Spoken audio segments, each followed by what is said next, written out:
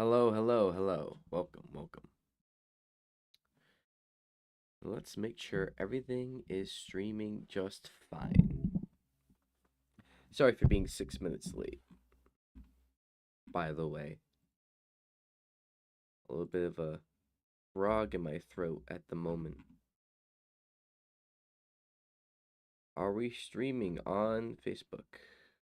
We'll look at that later. Because we do not seem to be streaming on Facebook right now.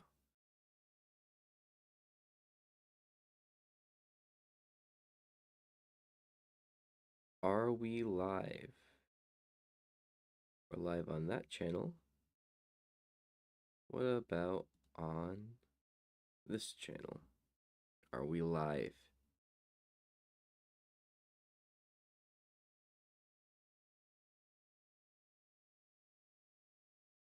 Ding, ding, ding. We have a winner.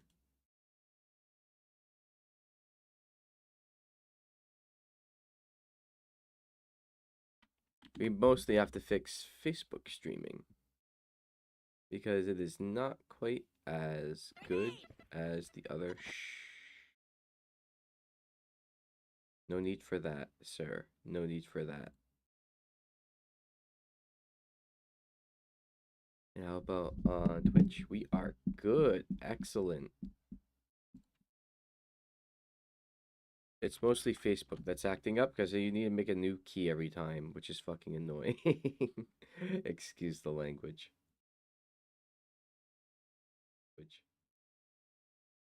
All right. Bookface. Live video. Go live.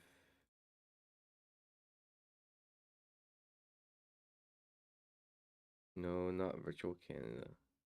Virtual camera. That. I don't know why that just happened. Boom.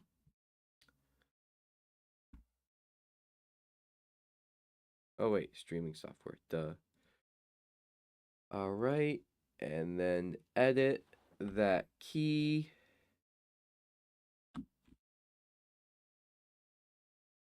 Save. How about now? Is that good? There we go. There you go.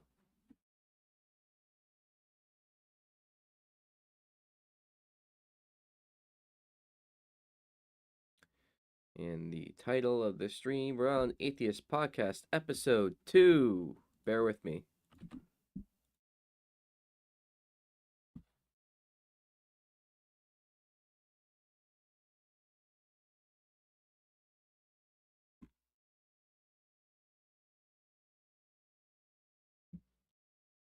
We are interviewing Steve Alquist.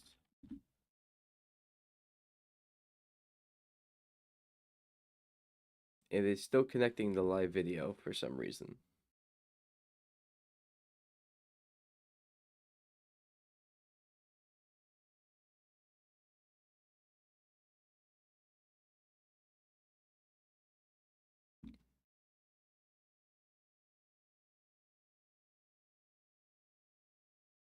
Copy. Settings.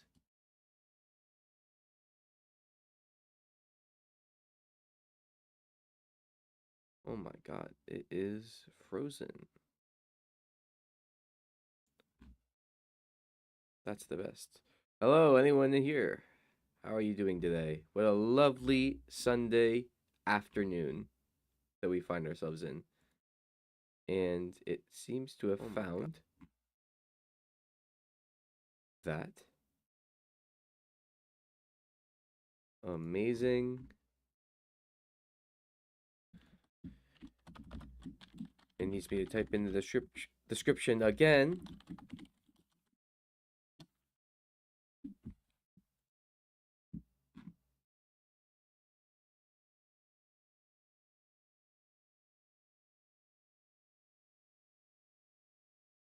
All right, go live.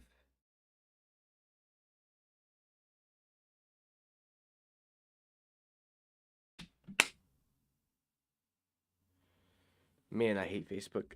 All right, ladies and gentlemen, we are now live on all sites, which means we can get started. Greetings, atheists, agnostics, humanists, skeptics, sinners, heathens, blasphemers, non believers, friends, allies, and supporters. Was that long enough for you? My name is Jonathan Carney, and this is the Round Atheist Podcast. Sorry for the delay this morning, afternoon, whichever. For today's show, we're going to discuss LGBTQ rights in Rhode Island, and we're also going to have a wonderful guest speaker, a local independent reporter by the name of Stephen Alquist. You might have heard of him. But first, some updates for our organization. Rhode Island Atheists is a nonprofit organization with a twofold mission, providing a safe, comfortable environment for non-believers to connect, network, express themselves, do activism, hold little meetings in libraries, all those wonderful things.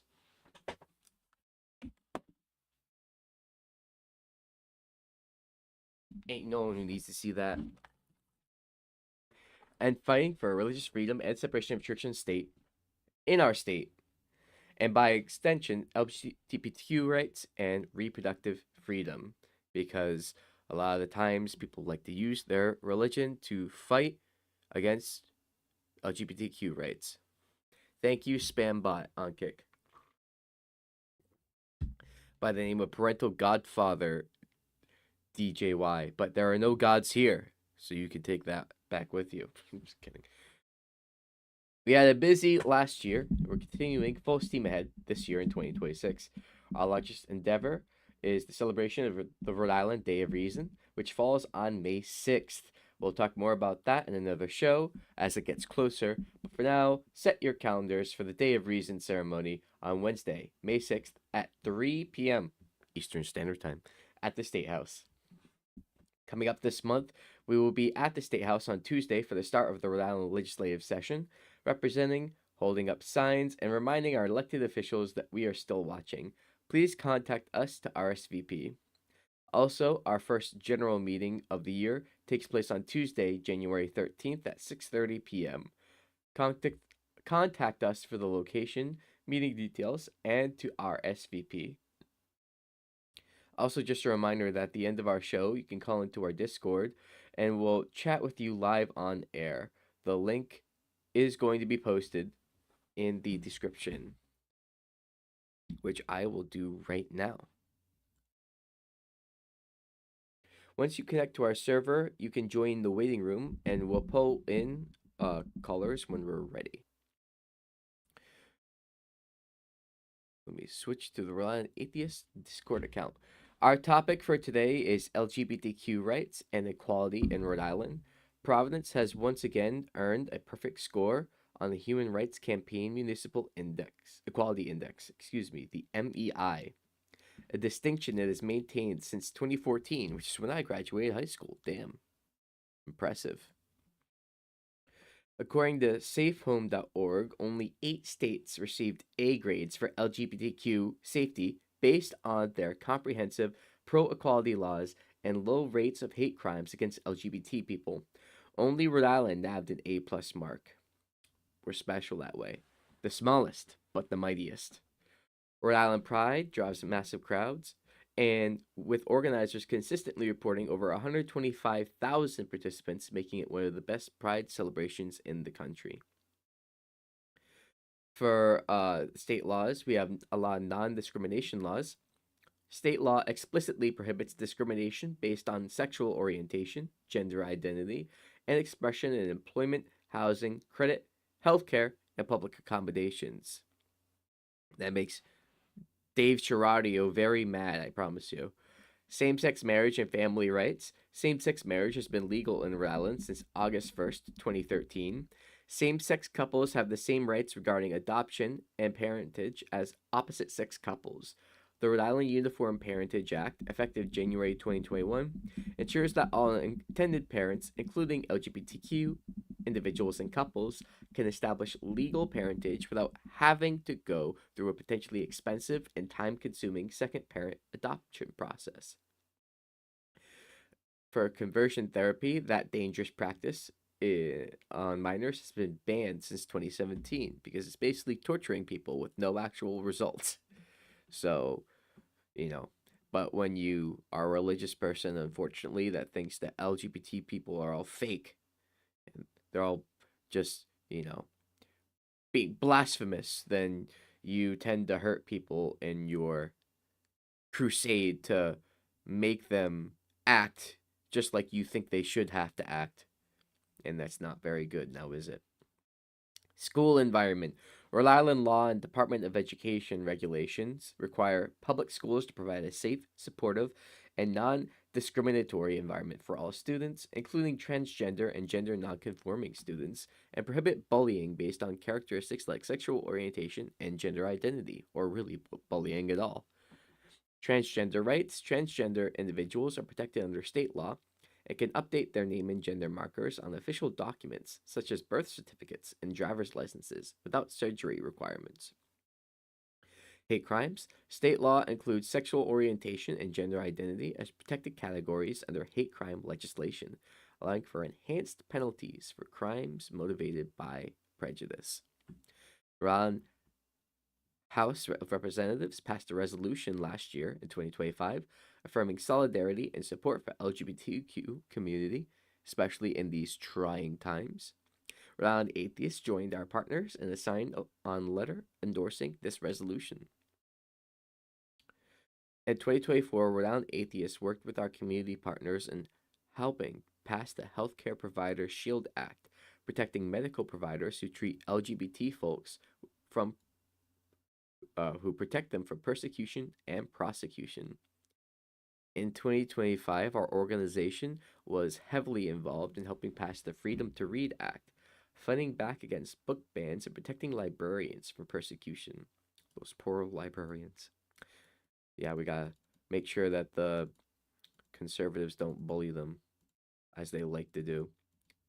I think didn't they try to jail one in one state?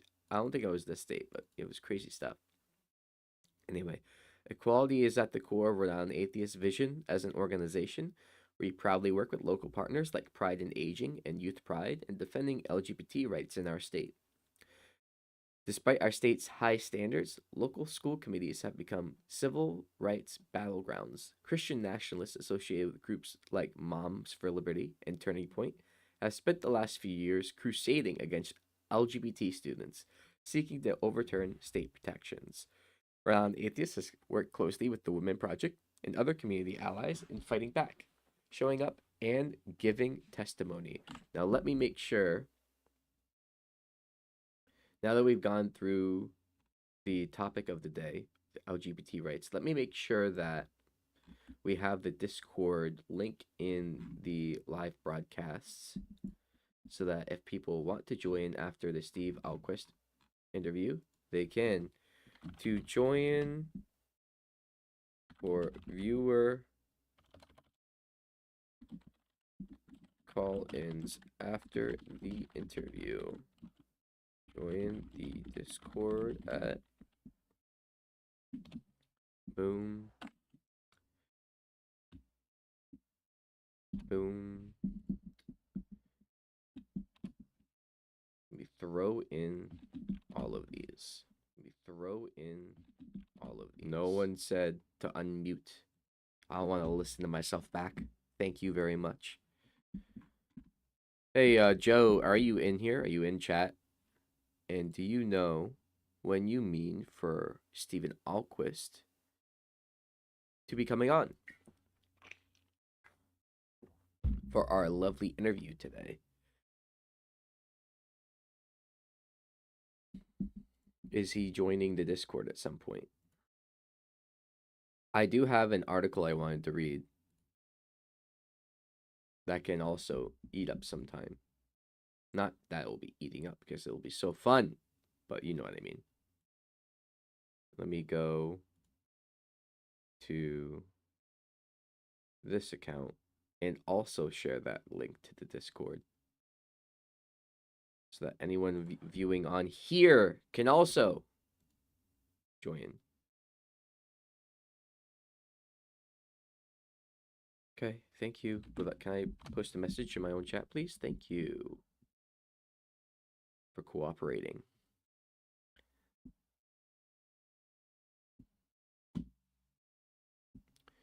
Now, this is a article from the Maine Supreme Court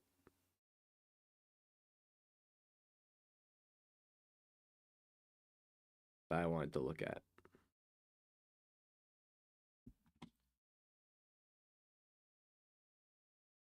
Good, it's muted.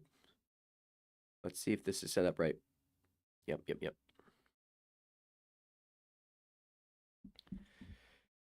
This was published by Friendly Atheist on December 9th. It's too bad it was already after the first show. I wanted to read this. Turking My Charlie. Hi, since you're an atheist, do you say, may Darwin evolve you instead of bless you? I haven't up to this point, but that is a good idea. I will start doing that immediately. Thank you. Hello. Hello, everyone. Hello, Kick viewers. Will the Maine Supreme Court allow a mother to keep harming her daughter with religion? This was a parental dispute where the father didn't appreciate the negative effects that a certain, like, very cult like subsection of Christianity that the mother was bringing her to. And so the court was actually brought in to mediate the dispute.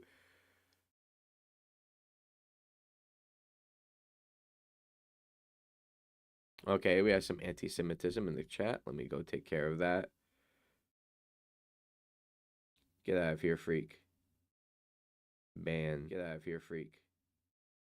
Oh, thank you for unmuting that. All right, so I banned him. Delete the chats. Oh no, the chats are still. Do you also say Christmas tree or evolution tree? We actually say the Saturnalia tree. We have to make sure that we please the god Saturn and Dionysus and all those lovely people as we celebrate our lovely winter pastime. All right. The Maine Supreme Court will soon decide whether a father has a right to veto which church the mother takes their child to, a move that the mother says would infringe upon her religious rights. This woman just looks like a crazy person. The case involves Matthew Bradeen, Emily Bickford, and their 12-year-old daughter, Ava. When the parents separated over a decade ago, they were never married. They agreed to share parental rights and responsibilities regarding religious education and upbringing. And none of that appeared to be a problem until 2021, when Bickford began taking Ava to Calvary Chapel, a church in Portland, Maine. I had to recorrect my mind, not Oregon, Maine.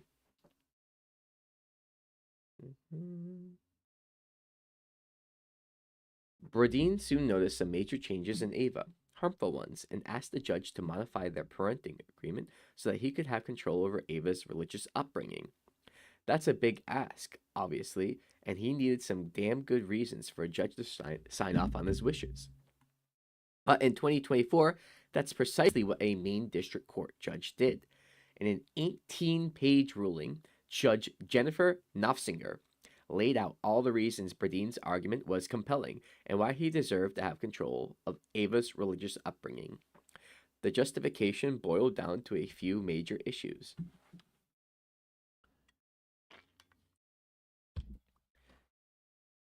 The church's teachings were frightening and psychologically harmful. The pastor routinely delivered fire and brimstone sermons, vividly describing hell, full of burning and torment, and focused on the book of Revelations, talking about the reign of the Antichrist. All of this scared the shit out of Ava. She started having panic attacks, trying to convert her father, and asking her dad why he wasn't going to heaven with her. All of this, Bradeen said, led to Ava experiencing fear and anxiety with the church's teaching. He's in the Discord? Okay, cool. We'll come back to the article later. I do not see him.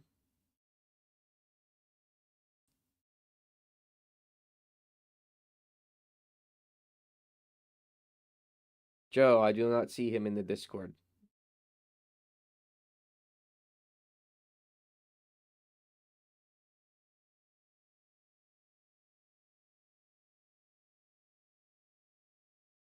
PC.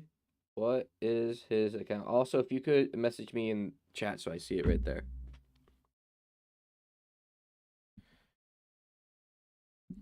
It didn't help that Ava went to the church a lot. There were services on weekdays and multiple services on Sunday. Can you imagine having to go every day? That would have driven me nuts. I hated going every week back when my parents brought me. Would have lost my mind if it was every goddamn day. Every goddamn day you have homework to do. You want some time to yourself as a kid after school, but no, you're going to fucking church for an hour and then doing homework. And then what are you doing afterwards? Playing outside? I don't think so. That would have been nuts. So the waiting room vanished. No, it probably got renamed to. No, it's right here.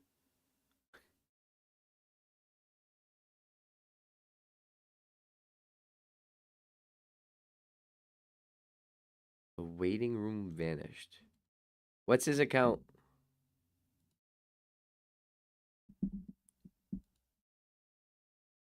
You you probably clicked the little carrot about can you talk to me in chat?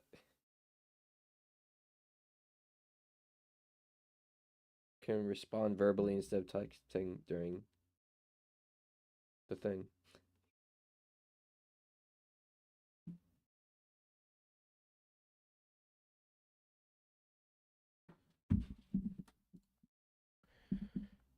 Hold on. Here it is. You see this? You probably clicked on this.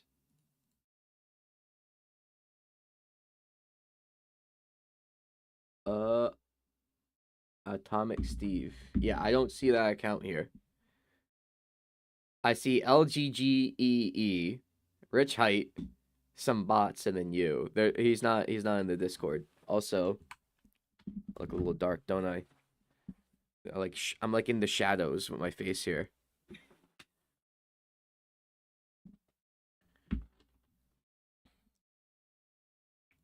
I'm gonna keep reading this. His Discord name's Atomic Steve. Yeah, I don't see him there. He's not in the server. He has to use the invite link. The invite link's above in the chat. Do you see it? I can put it in again.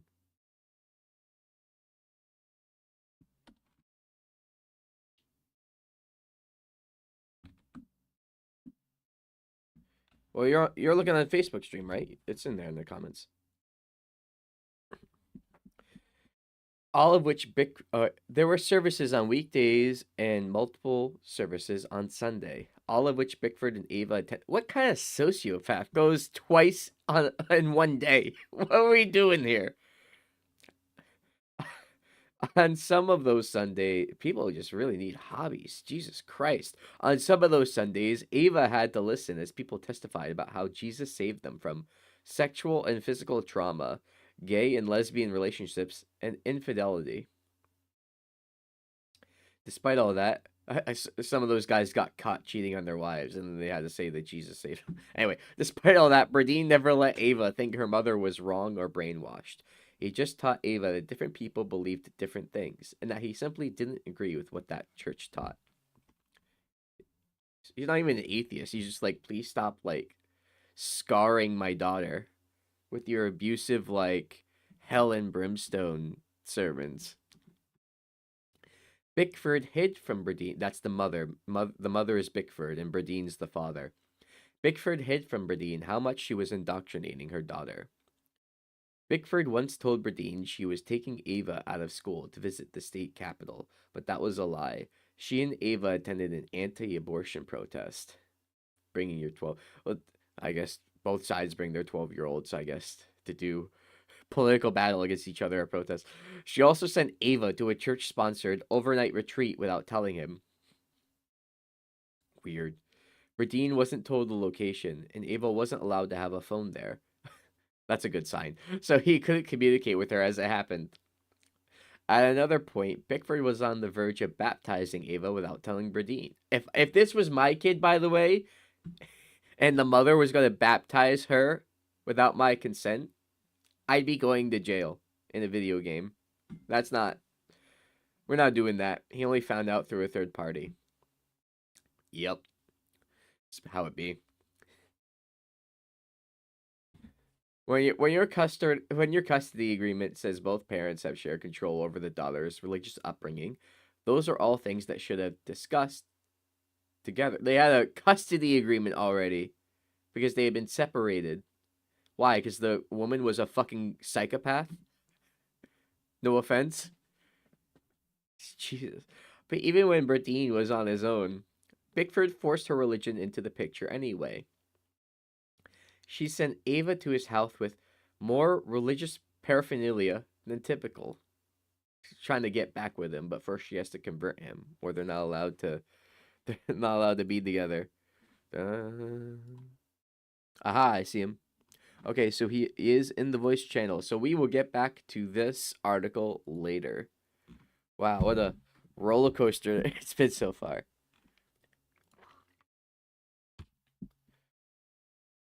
Oh, also my questions. That would be good, wouldn't it?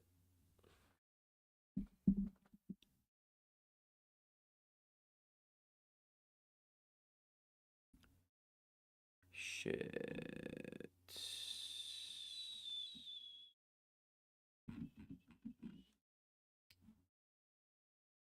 Where did I stick those? Not in Notepad, not in Word.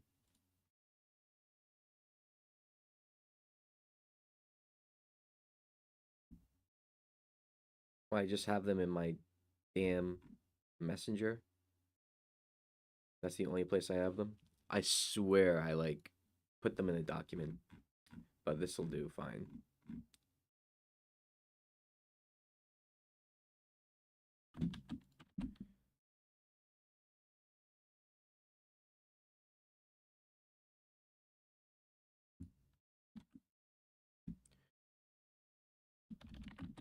Just 1 second, and we shall begin the interview.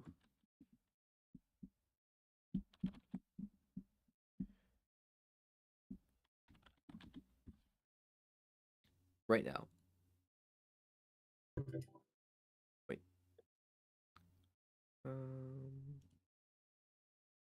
Roll cleared. Move to live chat. And I see you had your video up. Hold on. Is that all right? Yeah, that's all right. Hold on. Let me go bring you here. You might have to put it back up again because I moved you to the correct room after giving you the role. Let me see what he got here. Let's see what we got. Here we go. Hello. That working? Yes. Good afternoon. How are you doing? Not too bad. I can't see you, if that matters. Oh yeah, I can Doesn't try. matter. I mean, just make sure, If I do that, it sometimes messes with my camera because it's trying to use. It's both the stream is using it and you. Yeah, don't worry about it. I'm good either way. Nice. You have a lot of books behind you. Yeah, this is my office, and I try to avoid being here because I get very distracted by my shit. Oh yeah, makes sense. Yeah. Well, how are you doing this fine afternoon? Really good. Really good. Sorry for the connection troubles. I, kind of new at this, so. That's all right. Yeah, Discord. A lot of people are when they're new to Discord, it takes them a couple of tries to find the right place to be. I think what it was is I was in a different Rhode Island atheist Discord. You have two of them, We and I do? was on one.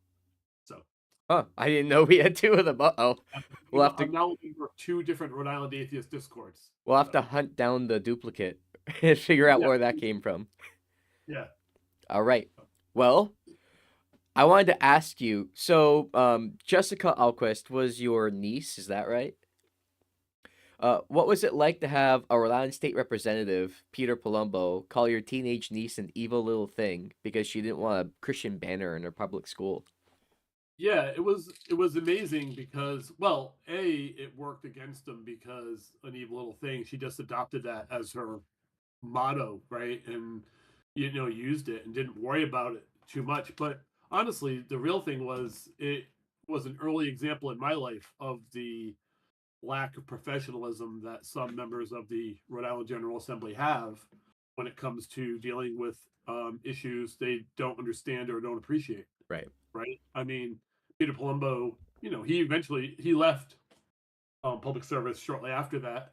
You know, not under the greatest circumstances. I can't remember the exact circumstances, but they weren't the greatest circumstances. And he was and the stuff he said on the John DePietro show was just really not great. I did meet him like later, and I will say that he kind of pulled back from that. And I don't know that he apologized, but he certainly wasn't um, sticking to what he said. Right. So Yeah. I think he was saying what he had to say to like impress certain segments of his audience, maybe, or for his political career. I don't want to say he's not a bad guy. I don't want to say he's a good guy. I just want to say that he seemed to, when directly talked to about it, kind of pull back a little bit. So whatever that's worth. That's interesting. I didn't realize it was on the John DePietro show. Man, Yeah, that guy has his hands in everything apparently. And yeah, had he did. I mean, he's less of influential now, but at the time, he was the guy who was, I think, in the public driving the negative public discourse the most. and he was driving during the Mary Brimer stuff. He was driving the litter box story with them, Yes, he and was. This as is who he is. yeah, as well as more recently with Anthony D'Elena, trying to sue the what was it, JWU professor who was behind a parody account making fun of Ashley Right. Kalis. He was there too. He's like Yeah, he. he's always up to something. And Yeah, yeah, it's his thing. I mean, he's a right wing operative more than anything else, and not always an honest player. I think because he doesn't like it when people do to him or his issues what he does routinely to other people. Right. So yeah, funny with helping somebody to sue over a parody account is like okay, but also going after a 16-year-old high school student, like he had no problem doing that. Right. exactly. I Yeah, mean, that's the same to my mind. It's two sides of the same coin, and it grows both ways. So exactly. yeah, The Pierre Palumbo guy was actually I was reading criminally convicted later for misusing campaign funds. How yeah, he used it for his clam shack business down in the uh down at the beaches. He had something to do with their maybe he was cleaning or I can't remember what it was, but he had a contract down there, and he was misappropriating funds to do that. So womp, womp, yeah, womp. and then he got replaced, and now he's gone. He's gone, right? So I mean, you don't hear about him as a public servant anymore. And this is what happens to a lot of people who do really egregious or awful things. They later be found to be stealing or to be in some other way morally or ethically compromised. If it's one of those things. Uh, make sure your house is in order before you start throwing stones. I think that's Right. not a phrase, but you know what I'm saying, right? Be Yeah, good about that because if you don't have the moral high ground, don't pretend you do because it's going to make you look twice as bad when you get caught. exactly. Yeah, Now, it's funny because the banner that was the genesis for all of that was blatantly illegal in public schools, and there was really no argument to be had about it. But yet there right. was so much backlash and so much harassment from normal people and from representatives from the other side. I Yeah, read that there were death threats and that florists were refusing to sell your niece flowers. What do you the think causes people to dig flowers their coming heels in? from What'd you say? the flowers that did get to her were coming from a florist just across the border in Connecticut. Oh, okay. And there was a nice florist who would do it, but local florists wouldn't do it. So nationally, people are trying to send her flowers, and they were coming from one florist in Connecticut who was at this time. I haven't seen him in a while, but it was a lovely couple and just an amazing store. We drove out to visit and say thank you because it was such a nice thing for them to do. Yeah, it's a nice gesture for sure. Yeah, it was cool. What do you think causes people to dig their heels in so viciously on an issue they're just like flat out wrong on? Well, you can be flat out wrong on an issue, but what you're mostly hoping to do in these cases is to push it in the public sphere and then hopefully get a court case that you can take all the way to the Supreme Court and get the Supreme Court to maybe reverse their previous decision.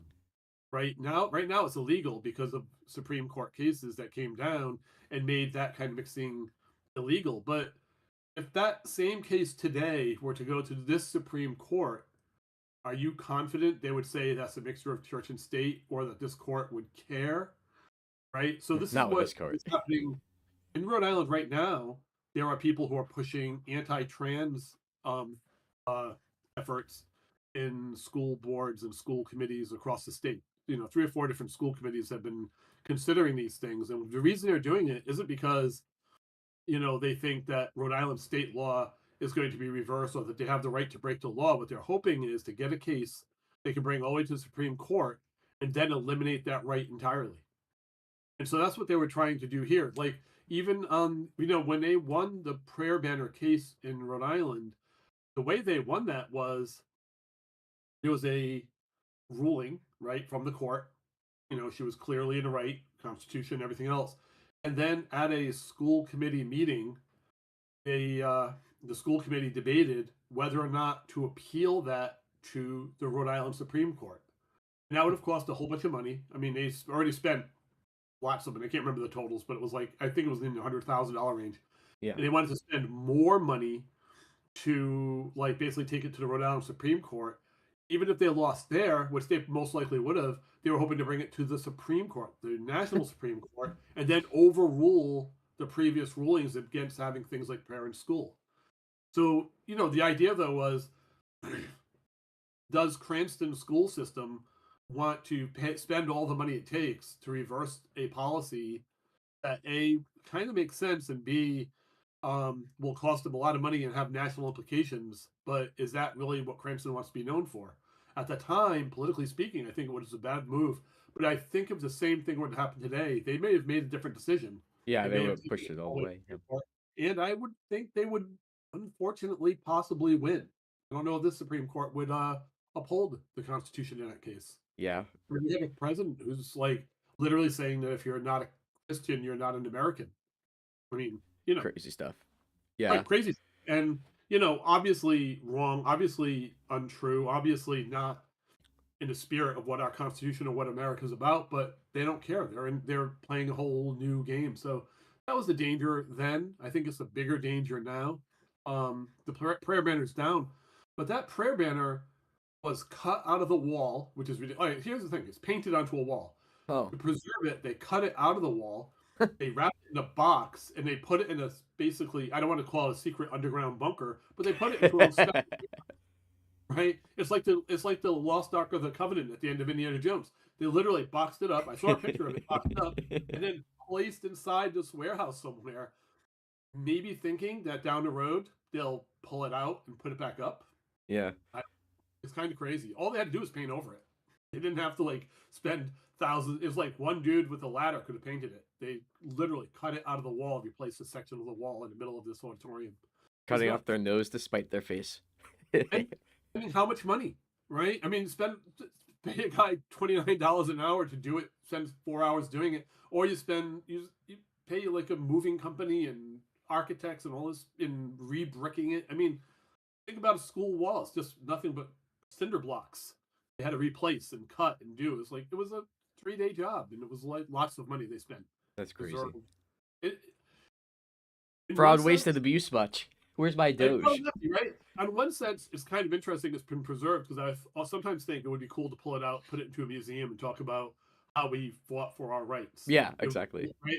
I think that would be cool. But that's not why they're doing it. That's not why they're doing it, right? I would love to see it displayed with a contextual, in a museum with a context that says, here's how we preserve our rights of separation of church and state. Something, by the way, that Rhode Island was founded on. Rhode Island was the very first government anywhere in the world to establish freedom of religion. Yeah. Right? Before that, it was only an idea some people had. Roger Williams made that idea real in Rhode Island. And that idea was so strong that we incorporated parts of it into our Constitution. And that's why we have the freedoms we have today. And that's why liberal democracies across the world, and liberal democracies are vanishing, sadly, but liberal democracies across the world have done the same. Even European countries that technically have a state religion, they allow other religions there, and they have a broad tolerance for other points of view because they understand the importance of not persecuting people for their religion, right? Because how much horror has been done in the name of that is, terrible, terrible cost to people.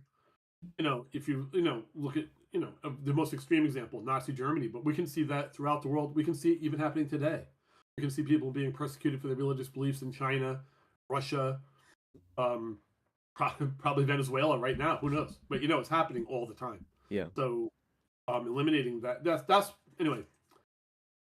That's I think that's why it's been preserved so they can maybe someday put it back up, Right. and our job would be to prevent that from happening. Definitely.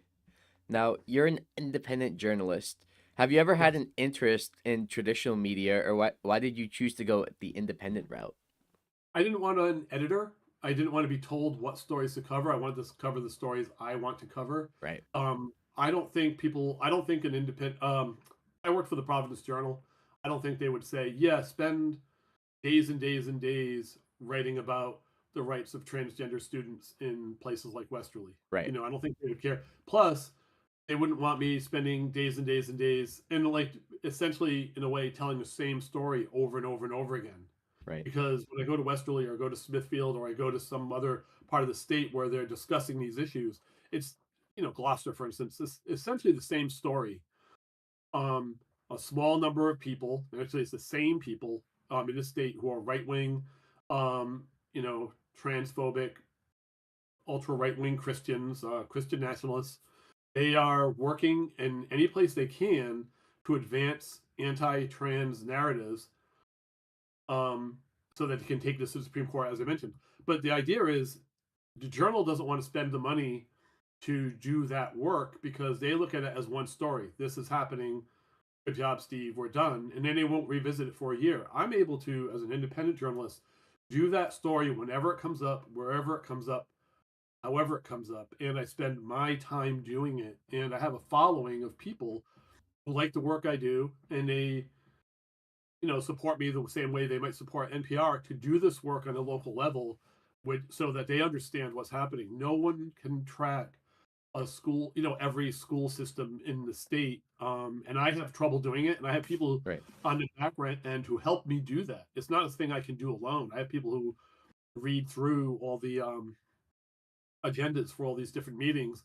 And they might say to me, "Hey, I'm doing it too," but they'll say, "Hey, Steve, notice this." I'm like, "Oh, thank you for noticing that," because I'm busy, so busy writing, covering stuff. I can't always do the research I need to know where to be. So I have Yeah. a lot of help doing that background, and I don't know that I don't know that any media in Rhode Island would want me to do that. I'll tell Right. one other story about Yeah. that. um, I was asking when some news crews, they're like from, I don't know, 6, 10, 12, whoever it was. I was saying, I go out to these school committee meetings and there's all sorts of dramatic things being said. There's all sorts of dramatic things being heard. There's kids talking about their lives. There's parents defending their transgender children. There are Christian nationalists out there attacking these children. Yeah. And that stuff feels like it would work on TV, right? Take a quote here and there and put it together and turn it into a story. And I'm like, why wouldn't you be there recording that stuff? The reason being, or at least one guy told me, the reason is at night after 6 o'clock, 7 o'clock, all the news crews have one news truck on duty. Yeah. And they need to be somewhere around Providence just in case there's a shooting or a fire. Right. Right? It's the if it bleeds, it leads form of journalism. They want to be outside with a fire and flames in the air, or they want to be outside when there's bullet casings on the ground and chalk outlines of people who are being shot. They want to talk about that stuff. They don't want to talk about human rights or the rights of individuals or the dramatic stuff that can happen. This applies not only to like trans rights. This applies to things like gas pipelines or people who are anti-wind, Right. right? These people who are anti-science. They're people out there doing all this work at night at these various little meetings that you never hear about, and the news crews won't go there because they need to be in Providence just in case there's gang violence or a house fire. And that to me says, what is the news concentrating on? Gang Exactly. violence is an issue. House fires are an issue, but are house fires a systemic issue? And if they are, isn't the story really what is the systemic issue that causes so many houses to catch on fire? What is the systemic issues that cause gang violence? But we don't cover it from that. We cover it as two people were shot in a car, blah blah blah, and we Right. don't cover it as poverty, gang violence, kids not having access to good jobs or education, or hopeless lives that lead to crime and desperation and shootings.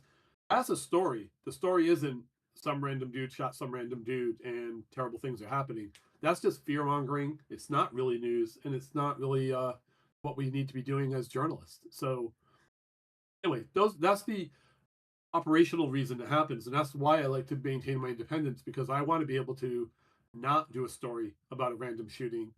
I want to do a story about real people having real issues and their rights being assaulted on a day-to-day basis. And the onus right now, the shift of the world is towards Christian nationalism, at least in America, and standing up to that, and at least at the very least, not even standing up, but at least documenting that, seeing it where it's happening, letting people know this is what's happening. I think that's some of the most important work you can do right now as a journalist, and I would love to see more people do it. Right. Yes. Well, that was a very well thought out answer. The are there other independent journalists in the area you respect, or others you don't much care for? Well, I don't. It's not so much I don't care for them. I do. They do their work differently, and I appreciate everybody who does the work. Right. Yeah. Even people who tend to be to the right of me. There are. I'll say Bill Bartholomew. I respect what he does very much. I think what Pat Ford does is really interesting and really good, and he tries to model his work on the way I do it, even though he has a slightly different approach in some ways on certain issues like ICE and homelessness. We are aligned very, very much, immigration and such. Uh, but there are other people out there who I think do really good work, even in the mainstream media. I think Eli Sherman over at Channel 12 does really good research, backup research, and just amazing work. I think there are people, Alexa Gagas over at the Boston Globe does really good work. There are people at the Journal. I think, you think about Kathy Gregg. I think she's to the right of me, politically speaking. At the same time, I think she's an astounding reporter. She's like an older woman who's been a reporter since at least the 70s. And she came up at a time when women weren't really getting a lot of respect. And I'll tell you, watching her at a press conference, press somebody, ask her questions, I learned just from watching her, because she'll ask the governor a question and the governor will go off in his dumbass way and not answer the question, Right. and try to move on, and she just stops and says, "Excuse me, that doesn't answer my question," and she just presses him again. Yeah. And then when she's all done, somebody else is trying to raise a question, he wants to move on from her because she's tough, and she goes, "Well, I have a follow-up," and then she hits him with a follow-up. She doesn't take no for an answer. She's such a good reporter on that level. And again, even though she covers things from a slightly different place, nothing but respect for the work she does and how hard she does it. And there are reporters like that throughout the state. I'm not naming them all because I'm going to miss some in my head. Yeah. But Yeah. independent or not independent, if you're doing the work and you're doing it well and you have some sense of the integrity of the work, then I think that you're welcome to it. Media reporting is it's more of like an environment or a landscape, and we all take turns, shots on goal, right? We all have different takes, but I need all that, like an ecosystem. I need all of them to do their work, and I'll do my work within that. But I don't do it to spite them or to be better than them. I do it because of the way I want to do it, because I think it's important, and hopefully they're doing the same. They're doing it because they think it's important. Right. Yeah. So we talked about how traditional media, some of the limitations are they're maybe focused on the wrong things. They don't want to tell the same story multiple times. They don't have more than one news crew Right. up after 6 p.m. Um, Yep. for independent media, you guys don't necessarily have a large team of researchers and fact checkers. So how do you keep yourselves accountable to like truthful report? How do you find the right information? How do you do all of that despite being a smaller like entity? You just work harder. I mean, really, I when I'm in the swing of it, and right now, this last week's been kind of slow for me because it's between Christmas and New Year. But starting tomorrow, Tuesday, even yesterday, I think, or Friday, I did like 4 stories that day. Right, I Yeah, wrote up 4 different things that happened. The thing is, I work when I'm in the zone. I work between 12 and 16 hours a day, almost 7 days a week. So wow. when I'm doing this, I'm doing the work constantly. I'm out there doing it. When you see me at a press conference or you see me at an event covering it, when it's all over, I find a quiet place to sit down and write it, Yeah, and to edit the video and to edit the pictures and to put this all together and to make sense of it. I also like to quote people extensively in my work. I like to because I want to give voice to people. So it's not so much a matter of being correct on it. Like, I know the things that are happening, It's really about getting the opinions of people out there. It's true. And when I write a thing, it's like, okay, here's what people said, here's what people believe, here's what people did. It's not here's what the truth of the world is at any given moment, because that's not the job of a reporter to do. Right. When you think of like, the reporting as the first draft of history, we're the people who are there, and we try to report accurately what happened, what people said, what were the attitudes of the time. Most of the stuff I cover from the center to the left, and I myself think I'm a left. I'm on very much so on the left, Yeah. right, politically speaking. Right. But I don't always agree 100% with everything everybody is saying. If you're in more to the center, I'm probably more to the left. If you're on the extreme, even if you're on the extreme left, I'm probably still to the left of you on several issues, right? And there's some things I just don't think are true. That's fine. I work with people who are religious because oftentimes our focuses are the same. Yeah. If you're religious and working on helping immigrants, or if you're helping trans kids or helping with the environment, I am your ally on those issues. We can have nice discussions afterwards over whether or not God exists, and that's fine. I mean, that stuff is, to my mind, less important. I don't Right. really care if God exists. I'm an atheist, I'm a humanist, but the idea of whether or not there's a God, that's like us. That is, after all the other problems of the world are solved, we can talk about that one, right? I understand. Until then, who cares, right? God's like super powerful theoretically, so he's not sitting there hopefully thinking, "Oh, what is Steve doing?" He's thinking whatever thoughts he has. Some of the rich people want you to think that they I control know, the. funny. He gives He's you a trying to say, green "I light at the don't know about traffic stop if he likes you. That's what my that." Yeah, grandma right. used to think or thinks. I think. Well, I've lived long enough now to know that good people die young, and old, and bad people like live forever. Yep. And the opposite is also true. Bad people die young, and bad people. It's random, right? Yeah. It's not planned. It's not. That's how I believe, and that's fine. And you believe differently. Cool. We can still work together on the important issues.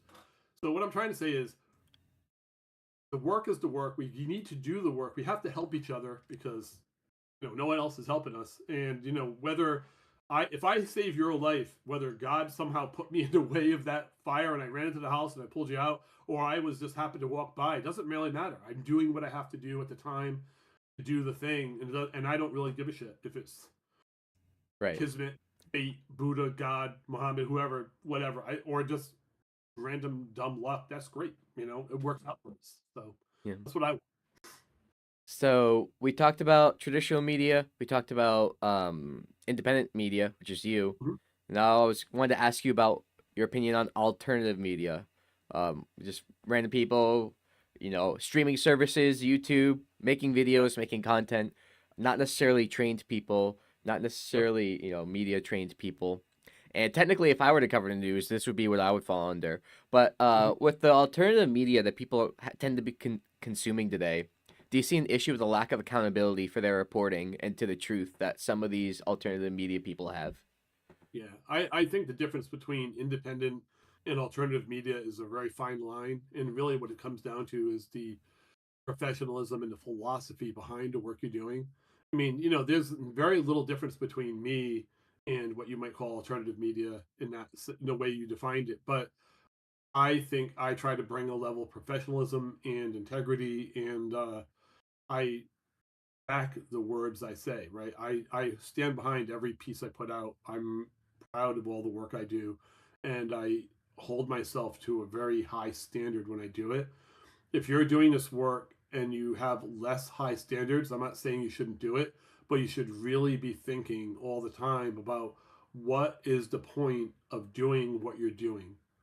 Too many people who are engaged in what the alternative media are doing is they're trying to influence the world in a way that might not be truthful, honest, or decent. And by that, what I mean is they may put out a story that says something like, I don't know, there's gang violence and kids are shooting each other.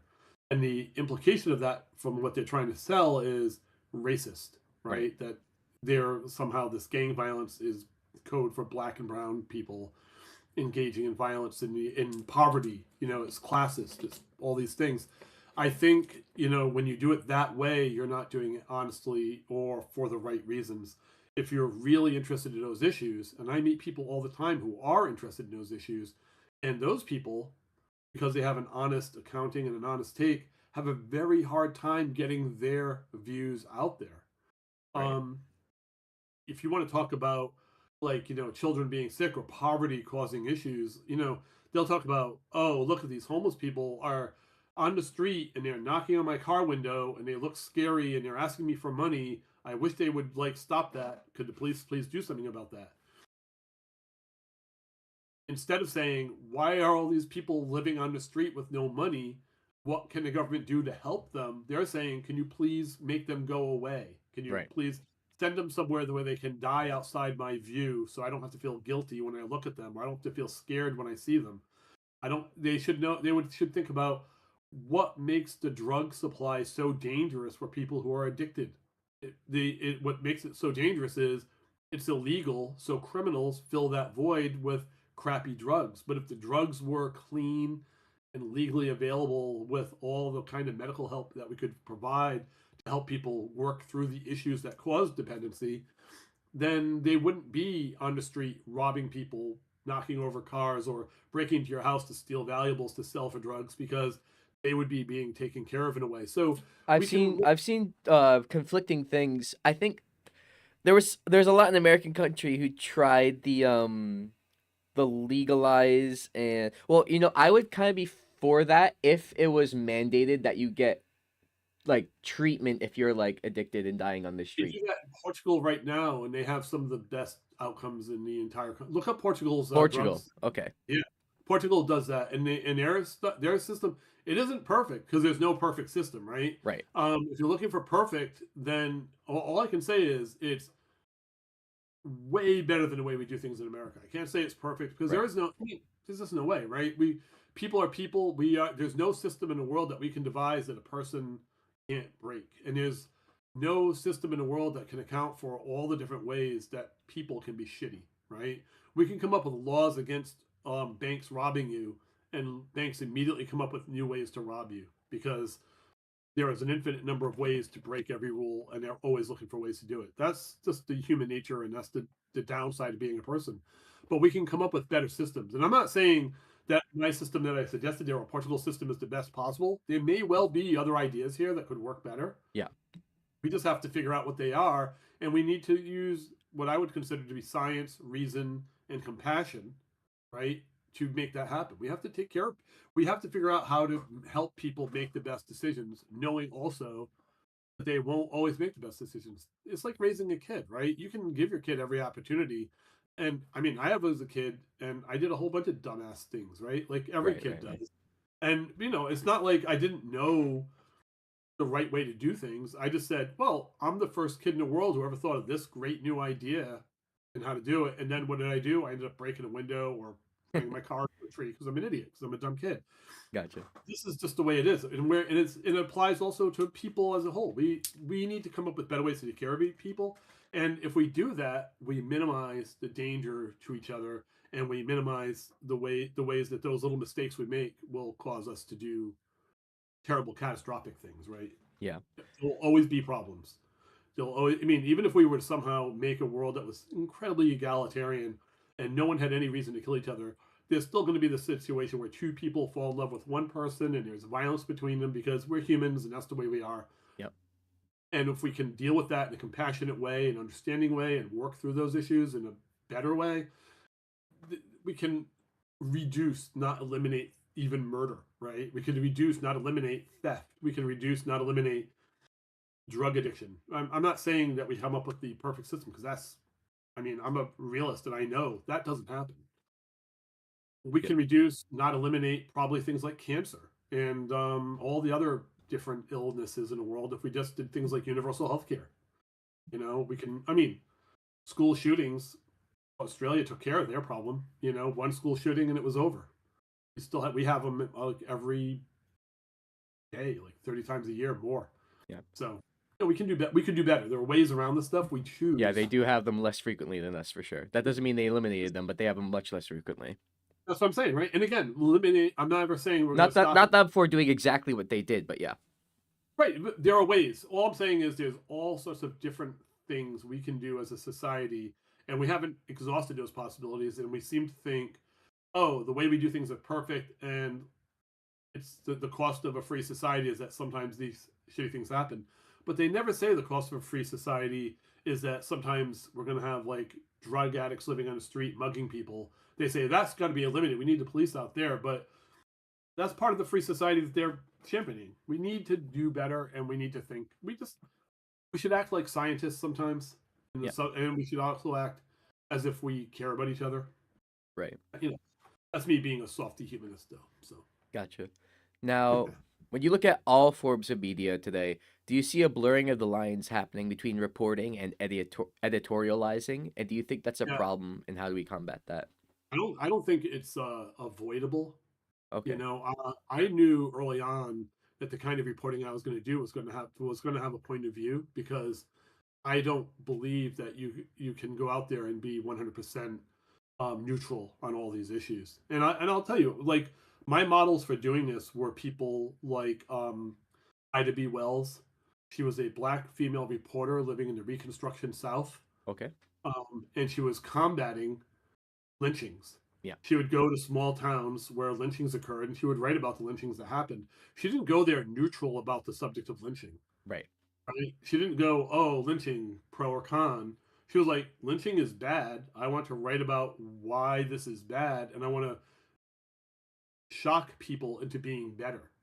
And I think George Orwell, when he was writing about war, he wasn't necessarily writing about saying, "Oh, war is great," or "war is neutral," or "I don't really have an opinion on war." He was writing about the realities of war with the idea towards maybe when we have wars, we do them for better reasons, we do them less horribly, and that we're not just killing each other for no reason. I'll go Sinclair Lewis when he wrote about the meatpacking industry in Chicago, didn't go in there saying, oh, meatpacking is a neutral thing that happens, and the terrible things that happen in slaughterhouses where human beings are being losing finger parts and they just grind it up into sausage anyway. And half the time you're eating sausage, you're eating a little bit of people, Wow. or That's that crazy. the terrible conditions there are like literally destroying the souls of people who have to murder cows all day, and they just look in the cow's eyes and murder it. They were losing their humanity. He didn't write about that from a neutral point of view, right? He wrote to make the world a better place. And I think when you run into a professional journalist who says, "I maintain staunch neutrality about the issues I'm writing about," they're not being truthful. And one example I give is I was once at a swearing in ceremony for Gina Raimondo's second term. It was being held outside. She was the governor. It was being held outside the state house in the back. It was very cold out. And I saw all the cameras aligned, and I was one of them. I was there. It wasn't the kind of story I usually do, but I was bored, so I was there. And all the cameras are aimed at the podium, at what Gina Raimondo was going to say. And as I'm standing there a little to the right, I look over to the back and I see there's a guy there holding a sign that is in some way critical of Gina Raimondo. And I remember thinking at the time, because I had been thinking about this for a while, the direction you choose to point your camera is your bias. Gotcha. Our bias in that moment was Gina Raimondo is an important woman who has something important to say. Dude with a sign in the back is an unimportant crank who doesn't have anything important to say, so we're not going to turn our cameras towards him. And this is so our bias in the regular media is always towards power, it's always towards influence, and it's always towards like people with money. Yeah. I'm trying to think of it in a different term. The governor or the mayor of Providence or all these politicians, whenever they want to say something, they just put out a press release, and everybody dutifully covers it and say, "Here's what Senator Whitehouse said. Here's what the governor said." Whereas there are people living in the community, like in the Port of Providence, who are dealing with asthma rates that are higher than anywhere else in the country for their children. Because of the air quality, I assume. Right, because of the air quality, because of the pollution in the port. The highest is there is no place in America with higher incidences of asthma than in the Port of Providence. There are Huh. places equal, but there's no place worse. Right. We are absolutely topping out that line. But how do they get their story out? How do they, when they put out a press conference or press release or have a press conference, who covers that? And my thought was, I should do that because if I'm the only reporter in a room and that story needs to be told and they have no power to get it onto Channel 12, get it into the Journal, get it the Boston Globe to show up, I'm hoping to do that. Now, is that a bias of mine? Maybe, but it's also me being like trying to balance the world a little bit, balance the bias. So I certainly have a left wing attitude. I certainly aim my camera towards people who have less power. And I also tend to want things like, better environment. I want better human rights. I want less authoritarianism. I want police to behave. I want police not to be beating on poor people as much. I want all these things. I want trans kids to grow up and live a full and beautiful life.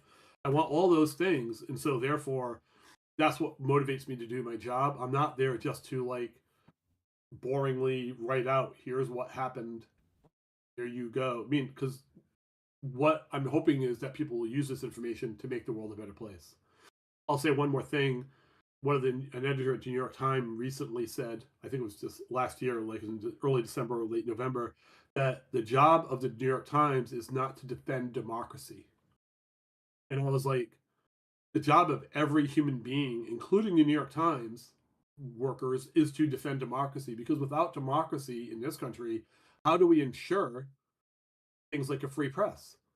At a baseline, we have to have freedom of the press, freedom of speech, democratic institutions that protect those things, or else we live in a place where the truth will be determined by who's ever in charge in a government that does whatever it wants. Yep. We need to have these protections. We need those things. If you're just going to blindly report, here's the death of freedom of the press, the end, goodbye. That's not doing the job of what a free press should do. The free press has to have a reason to exist above and beyond just the dull reporting of facts. It has to have a point. You have to be pushing for better and better human rights and accessibility and science. I mean, one of the basic tenets of journalism is to tell the truth. Well, science is our best guess as a society as to what truth is. And if you're denying science in your writing and giving a lot of space to people who deny the efficacy of vaccines, you're not doing science and you're not doing the truth. You're allowing liars to say what they want to say. If you give a whole bunch of stuff to Christian nationalists who say this country was established as a Christian nation, and that's patently untrue, but you just let them say what they're going to say without Yep. pointing out the opposite, then you're not really doing the job of a journalist. You're just doing the job of a guy who's like, yeah, nothing I can do. Oh, well, you might as well be a bus driver at that point. Let me drive you to where you got to go. Yeah. I'm not going to be that guy. So I prefer to, so I don't think there's a problem with having an opinion and doing journalism. And I think Fox News proves that because they are not fair and balanced. They are 100% right wing, and they've made the world in their image. Yeah. Because and they worked really hard to do that.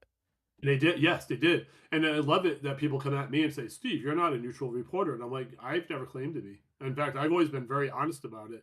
I've never said fair and balanced. I said truth, my first thing, and human beings. My second, I believe in those things. I believe human rights, the truth. I believe in democracy. I believe that we should be able to. I think human beings have a right to determine their own policing, which is something that is so obvious, and yet we don't really talk about that. But if you live in a community and the police are imposed on you, then you don't live in a free place, right? So if a bunch of white people in this city pay for the police and then say, "Oh yeah, go into South Providence and start pushing people around," that's not freedom for people in South Providence. People in South Providence should be in charge of the way they are policed. They should What be able are to some say, of the issues you see with South Providence policing right now? "Oh, they're." I think in Providence Police, I know they brutalize people. I've covered this story many times. I know right now in Providence there are police who will routinely roust people who are sleeping on the street in the middle of the night and just like tell them to move on. They will destroy encampments. I have seen tents where police have taken razor blades and cut the tents open in the middle of the night so the tents are not usable, so the people will freeze and move on. And I've seen, if you ever go to an abandoned homeless encampment, you can see certain tents where they've been a big X has been cut into sides, and that's almost always done by the police. And it's done, and it was routine up in Woonsocket, and it's happened here in Rhode Island many, many times. In Providence, I mean, many times. Where are the laws that they're acting on doing that stuff? There is none. They're literally brutalizing people without any law. In fact, we have in Rhode Island something called the Homeless Bill of Rights, which was passed well over 10 years ago, that guarantees people the rights to, like, for instance, just like the police can't go to your house and break all your windows and kick in your doors and let you freeze to death in the middle of the night, Right. they're not supposed to be able to do that in a tent either. Now, they can Interesting. wake you up and say, I'm sorry, you're not allowed to be here. We have to move you on. And there's legal ways in which they can do that. But they're not allowed to brutalize your stuff, wreck your stuff, treat you with that as if you're a criminal when you're not being a criminal. There's all sorts of different ways to do this. They brutalize people. And I've seen it. I've talked to people it's happened to. And I also know they've done it. I talked once to a mom and a 3-year-old girl, and the police pepper sprayed a group of children, including Jeez. a 3-year-old girl. Yeah, that's bad. This happened in Providence a couple of years ago. It was insane. It was they were breaking up a party in the middle of summer. The party got a little rowdy. Instead of showing up and telling everybody to simmer down or to just put a couple of cops on the street to watch the party and keep everybody under control, they decided to go in and brutalize these kids, and that went on forever. And that family, again, they were getting death threats after they came to me and told the story, and I wrote about the story. That turned into another whole thing. Yeah. Somebody tried to light the house on fire. The woman who was Jeez. um, Did they catch the person who did that? the woman who called me and reported that story and was fighting with the police about the way her family was being treated. At some point, somebody came to a house and tried to light stuff out on fire outside her house to start a fire. Did they catch that person? I don't think they did. No, That's I bad. don't. I know they did. I'll also tell you this: when she went to the police and told them about that, they don't do a proper investigation. Yeah. They didn't care. So, Um, but so it sounded like though that there is a law.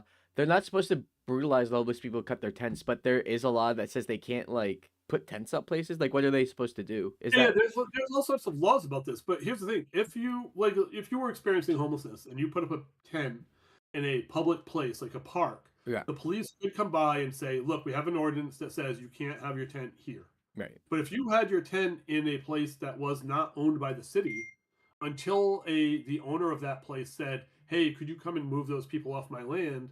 The police are not supposed to be able to just go in there and tell you to move. Okay, that's how. They're not. Okay, And so they have to have a complaint. They have to act on a complaint. Also, you have a right as a person to say, "Oh no, I think I do have a right to be here," and then you can push back, and lawyers can help you if they want. The fact is, living outside is not the optimal solution here, right. correct? I mean, Yeah, we know we don't want people living outside. In this weather right now, where it's like 20 degrees at night, people die. Every year, I cover a homeless vigil where we talk about all the people who died. And on average in Rhode Island, between 70 and 100, maybe more, people die while experiencing homelessness. And some of them die by freezing to death in the middle of the night. you mean a year?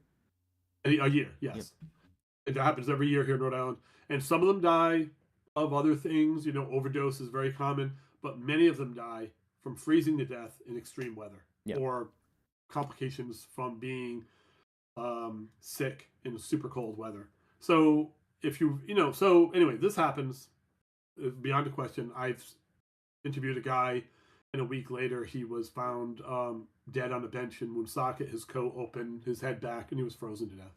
Jeez. This. I mean, I've known people who have died. I've met people who have died. I've met people who are friends of people who have died. I've been to countless vigils for homeless people who have died in this state, and I will tell you that our elected representatives, including the governor and the mayor of Providence, would rather you didn't care about that so that they could continue to do the things they want to do. I don't, having done this for a while, having done this for well over 10 years now, I can say that I do not believe that they are acting in the best interest of people. They are literally trying to make the problem go away. They are not trying to solve the problem. Gotcha. So, t talking about reporting and the public's consumption of reporting, a 2024 study by the National Literacy Institute found that only 79% of U.S. adults are literate. 54% of adults read at below a sixth grade level, and a whole 20% are below a fifth grade level. The US ranks only 36th in literacy. Are you Mm. worried that, as informative as you might be otherwise, the fact that over half of adults may be reading at a level where they're either not absorbing the information or they're misunderstanding it, that could affect having an informed public? Yeah, I think it does affect having. I don't know that the public right now is informed.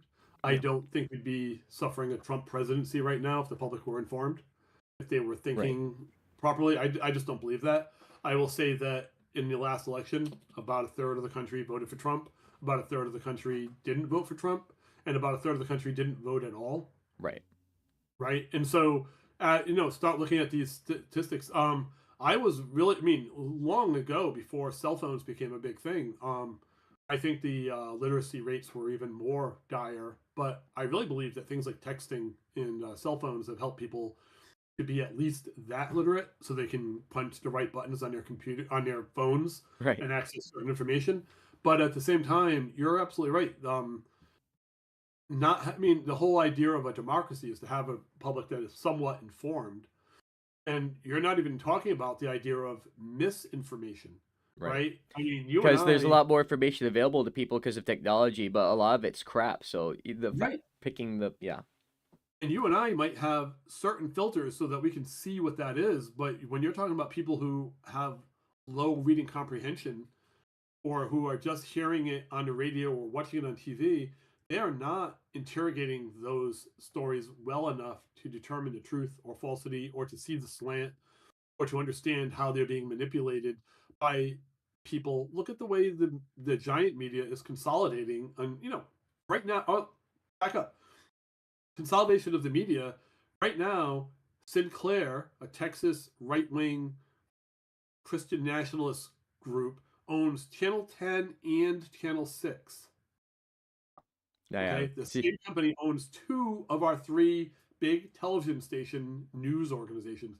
6 and 10 have now merged behind the scenes, and it's just one news organization on two different channels.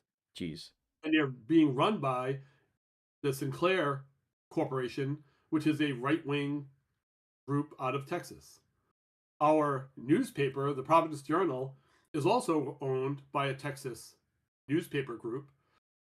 Channel 12 claim, I mean, the local reporters will say we're not Fox News, but it says Fox News 12 on all their trucks, Exactly.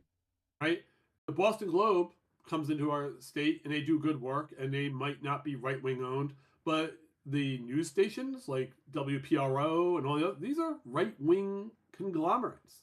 Where is the balance here? Where is the left wing represented? I'm almost it, weirdly enough, and I'm Yeah. not enough. You Damn. know, I am not nearly enough. Tell me where the um point to the humanist slash atheist reporters in the world who own that and say, yeah, I'm an atheist, I'm a humanist, whatever. There's not many. There's not Right. many. I'm pretty singular in Rhode Island. I mean, I think there are other people who believe the way I do, but they're not. They're not leading with that. They're not saying that's who they are. They might say I'm a lapsed Catholic, or Yeah. whatever, but they're not coming out and saying, "Oh, I don't believe in God," because that they're afraid of saying that. I own that truth, and and I'm not afraid to be 100% honest about where I'm coming from and what I'm doing. Um, yeah, I mean, from the point of view of the media consolidation of the world, we're kind of screwed. And you're right about people not being able to interpret that, because the only information you're getting is like this Venezuela thing, right? That guy was evil. He was not elected. He was like he's sending drugs into our country. He Deep was down we all personally know. mailing it over. No. I'm just Exactly. That's why we took him into custody. We went into another country the other night, and we kidnapped the leader, and we put him in prison or wherever the hell he is, and we took over a whole country like we had the right to. Without And declaring war. Did we even declare war? No, we didn't. no, right, the president doesn't have the right to do that without Exactly. Congress authority. He just went and did it. Yeah. And why did we do that? We did it for oil. Everybody knows that, but they're going to talk about the drugs. They're going to talk about this. They're talking about freedom. They're talking about all this I was kind of bullshit. shocked when Trump just said, "Yeah, the oil." I was like, "Why would you?" Right? but they'll and I'm just and it's astounding to me the number of people who think this is a good thing. I Yeah. mean, I know it's not a lot. I know it's like 25% or so. Maybe it's 30 something. But even a lot of Republicans are going, "Whoa, what is this?" So this is like annexing Poland or something. This is a bad move. But this is where we are. We're repeating. There's a playbook there from the 1930s, and we're kind of replaying it. Kind of sucks. I remember the Sinclair group from, was it 5 or 10 years ago, when everyone put up a video of them all saying the same script at the same time. Yeah. Yes. There. I don't even Yes. remember what it was about. I just remember. So it was just about the Sinclair thing, right? The Sinclair literally writes the stories and sends them to the local news, and they're required to read them. Yeah. This is what's happening here. And then you look at people like on Channel 10, like Dean Valicenti. He is 100% pulling off, putting out right wing talking points, and he's doing it with glee. This is because this is where his money comes from. This is what he gets paid to do. Yep. Real reporter wouldn't do that, but Gene Valicenti is a personality, and he doesn't care if he's gonna hurt the state because he's gonna make money while he's doing it. Yeah. Bad dude. Gene Valicenti is a bad dude. And with the reading comprehension thing, I've had people, I've been arguing with people about politics, and then they send me an article, and the article says the exact opposite of what they're claiming. It just drives me Right. nuts. It is really, that is super hard to deal with. And to try and I don't know how to do that and not come off as like, oh, I'm so much smarter, and I'm like, you don't want to come off as like, condescending, but at the same, so I try in my work to just be truthful, factual, like neutral. I never make fun of people. I never, there's people out there who will like, Gina Raimondo, for instance, who I did not like as a governor, Right. but I never called her Queena Raimondo as some pundits I don't did, even know right? what I that's always, supposed to mean. Is that, yeah, it's just like a way of like minimizing her. It's a way of like putting her in her place. I don't know what it is. It's like high school shit, right? And yeah. like making fun of somebody's name or something. And I'm like, no, she's Governor Gina Raimondo. Just write it out. It's boring to write it out. Just write it out anyway. Yeah. She has a title. Use the title. Don't make fun of people's names. I've heard all and seen and read all sorts of things about where people would rather say Senator Shithouse instead of Senator Whitehouse or whatever. And Oh that's just God. bullshit. That doesn't advance the narrative, and it's not helpful, right? I do not want to be doing that kind of stuff. I want to do real reporting, and I want to be respectful, even if I don't like you. There are people in this, like, I do not like Governor McKee. I think he's a bad governor. I think he's kind of dumb. I think he's venal, and I think he's also done some illegal shit. I can't prove all of it, but I think he has. And but I'll say this: I call him Governor Daniel McKee. I do not make fun of his name, and I treat the position seriously because I want people to know that I'm serious when I say this stuff, and I'm not just going after him for no reason or because I dislike him. I'm going after him because he's a bad man doing a bad job. That's how I feel. All right. Well, Yeah. Steve Alquist, we've been talking for a while. Thank you Yeah. for spending so much time with us. I think that's Yeah. all This the is fun. questions I had prepared. Okay. Well, this is great. I had a good time. Thank you. Thank you, and you have a good rest of your afternoon. You too. Thanks. Bye. Bye. Well, well, well. Now, if there are any call-ins, please speak now or forever hold your peace. Also, while I wait for those, I am going to continue to read this lovely article. Overlay, overlay. Where were we? This is, again, reading from Friendly Atheists. Will the Maine Supreme Court allow a mother to keep harming her daughter with religion? Bickford hid from Bradeen how much she was indoctrinating her daughter. Bickford once told Bradeen she was taking Ava out of school to visit the state capitol, but that was a lie. She and Ava attended an anti-abortion protest.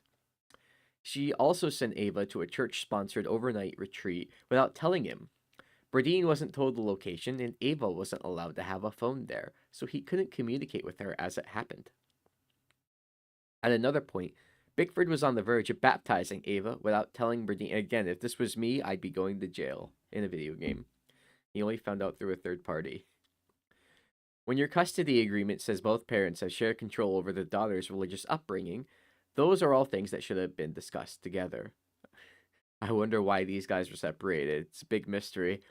But even when Berdine was on his own, Berdine the father, Bickford the mother, by the way, Bickford forced her religion into the picture anyway. She sent Ava to his house with more religious paraphernalia than typical. She's trying to get back in, but she's trying to rejoin the relationship, but first she has to convert him. She also demanded that they homeschool Ava in order to avoid those evil public schools to teach all the godlessness. I mean, in order to avoid public schools that she believed posed a danger to kids.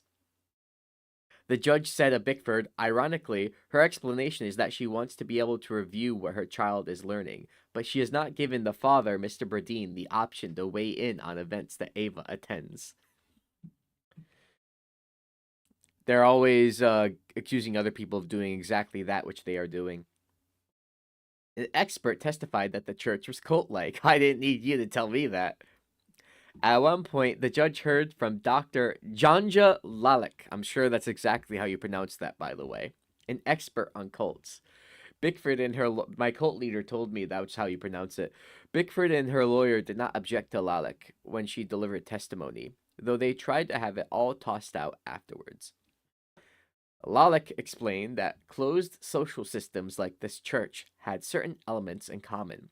A charismatic and authoritarian leader, this is ringing a bell for me, who could not be questioned, the promise of salvation, a demand for loyalty, etc. When do I have to sign that federal loyalty pledge, by the way?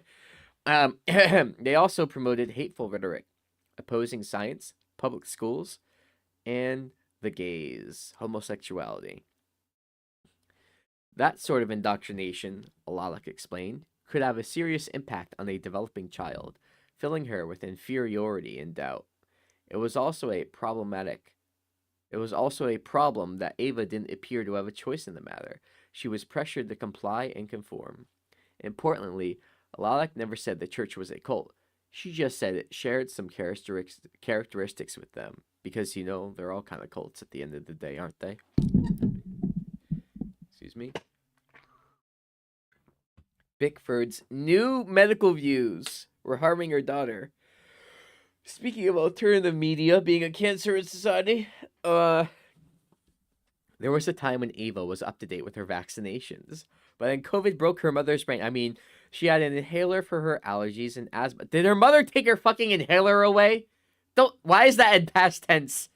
But since joining the church, Bickford had become an anti-vaxxer, the mother, Bickford, rejecting shots for COVID and the flu, and fought the father, Berdine, when he wanted Ava to get the HPV vaccine.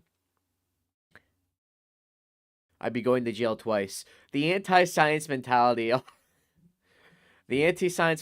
also extended to antibiotics. When Ava got pneumonia, Bickford refused to let her take the proper medication to treat it. And I was making fun of the inhaler thing. Ava's doctor was eventually able to prescribe an alternative medication that Bickford allowed. Okay, the doctor should go to jail too, and the mother. Do not enable these people. Don't do it. Oh, if you want, we could use this herb instead. No, fuck you. Okay, I'm making a very strong claim when I don't know what alternative medication the doctor. Well, I saw the alternative medicine, and it might not be what I think it is. So, but still. God, I hate these people.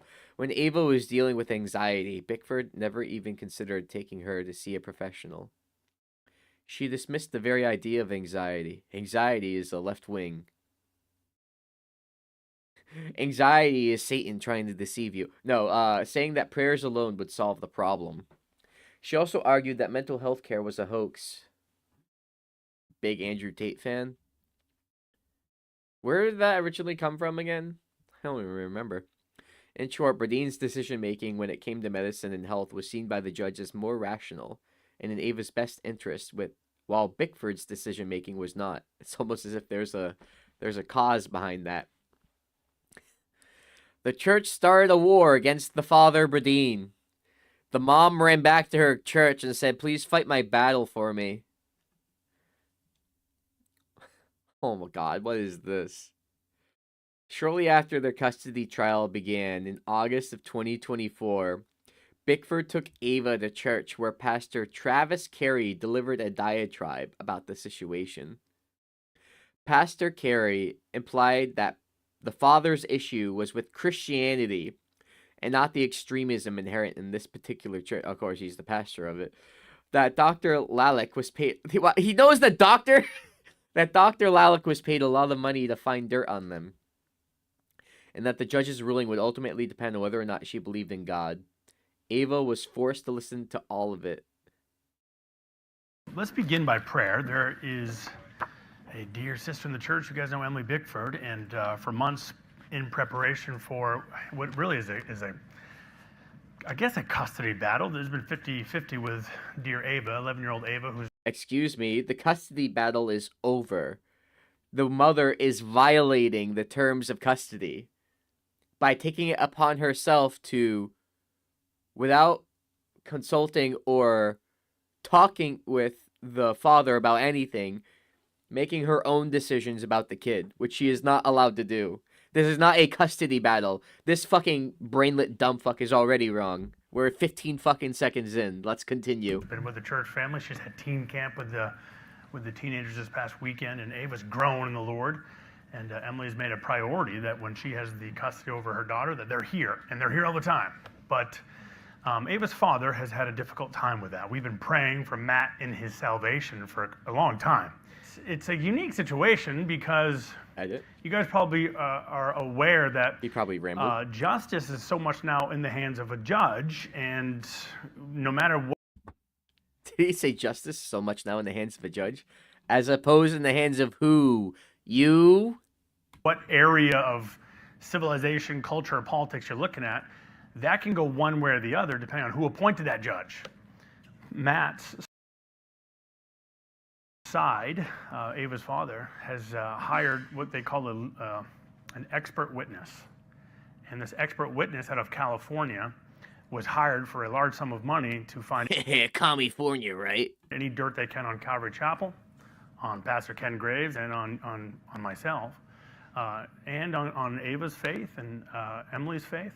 And depending on where this judge stands with God and his word, will depend on how the decision goes forth. So it's hard to imagine, though, when you're 11 years old, and you're being put through this by a pastor who's airing their shit.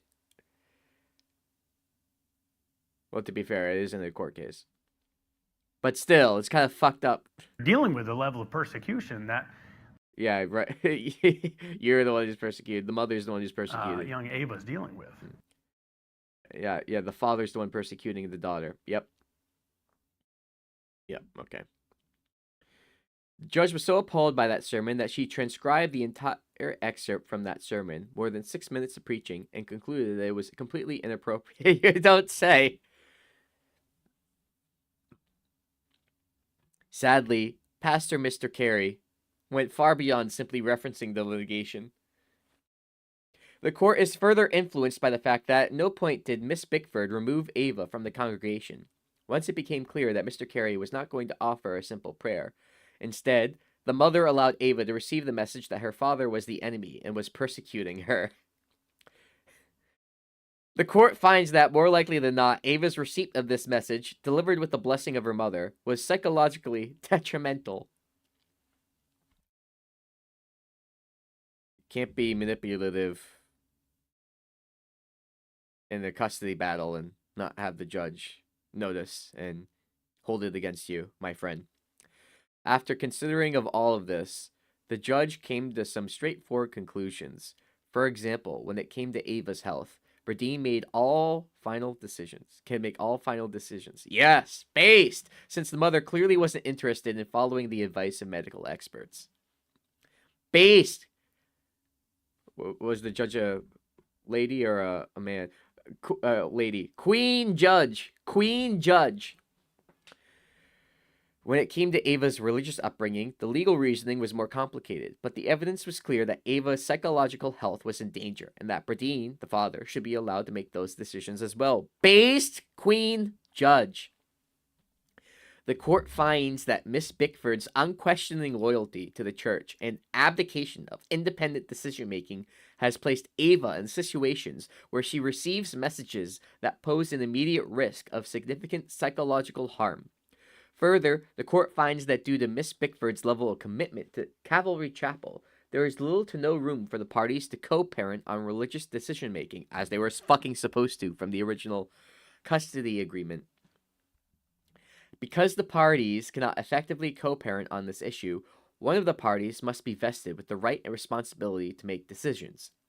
Miss Bickford has handed over that right and responsibility to the church and is no longer exercising independent decision-making regarding the messaging that her daughter receives, because when you're part of a cult, what decisions do you ever make? Accordingly, the court concludes that a narrowly tailored restriction of Miss Bickford's rights is as follows. Mr. Bradeen is allocated the right and responsibility to make decisions regarding whether Ava attends any services, gatherings, or events associated with Calvary Chapel. Nope. Whether and what material, literature, video, or other messaging associated with, or created, or published by Calvary Chapel she reviews, and whether she associates or communicates with any member of Calvary Chapel other than the mother, Miss Bickford. That wasn't some rash anti-Christian decision. That was a tough analysis of a complicated issue. But after weighing the extremism of this church beliefs and how it was quite literally harming Ava, the court go after the rest of them too. The court came to a thoughtful decision. It's not like Bickford wouldn't have contact with Ava. Bradeen just had veto power in a few key areas. I was just kidding, by the way. This church is clearly worse than most. When that decision was handed down last December, it didn't make much news because it was just a private conflict. But it created a firestorm in the conservative Christian universe after right-wing legal group Liberty Counsel, no longer able to fundraise off of Ken Davis, decided to make this its next cultural war battle. For months now, they've been fighting to overturn the judge's decision, and they recently got the Maine Supreme Court to consider their appeal. That also led to countless fundraising emails that claimed Dr. Lalek was a Marxist. Classic. Allegations that, there are actual Marxists out there you could attack instead of attacking this person. I don't know if you knew that. Allegations that the liberal judge decided Christianity was a cult. I mean, that is true, but it wasn't what the judge decided. They were focused on this one particular really bad church. And accusations that the anti-religious... That's miswritten. There's a typo there. Accusations that the was anti-religious because the judge was anti-religious. That's what's missing. Because she purposefully refused to capitalize the word God throughout her ruling. So petty. Liberty Counsel also claimed that Bradeen, whom they portrayed as a horrible father, didn't want Ava to hang out with her friends from church. No friends for you, little girl. That Ava was banned from reading the Bible or even talking about religion with her mom, and that Pastor Carey just wanted to pray over Bickford and Ava. That's all the poor pastor, that's all he wants to do. Then there is like an excerpt from, I guess, was this their propaganda? Last December, a Maine judge issued one of the most hostile custody orders we've ever seen. It forbids Ava from attending any church or Christian event. Okay, that's a flat-out lie. They specifically said this chapel. You're not the only Christian chapel, asshole. I know every Christian thinks they're the only one, but...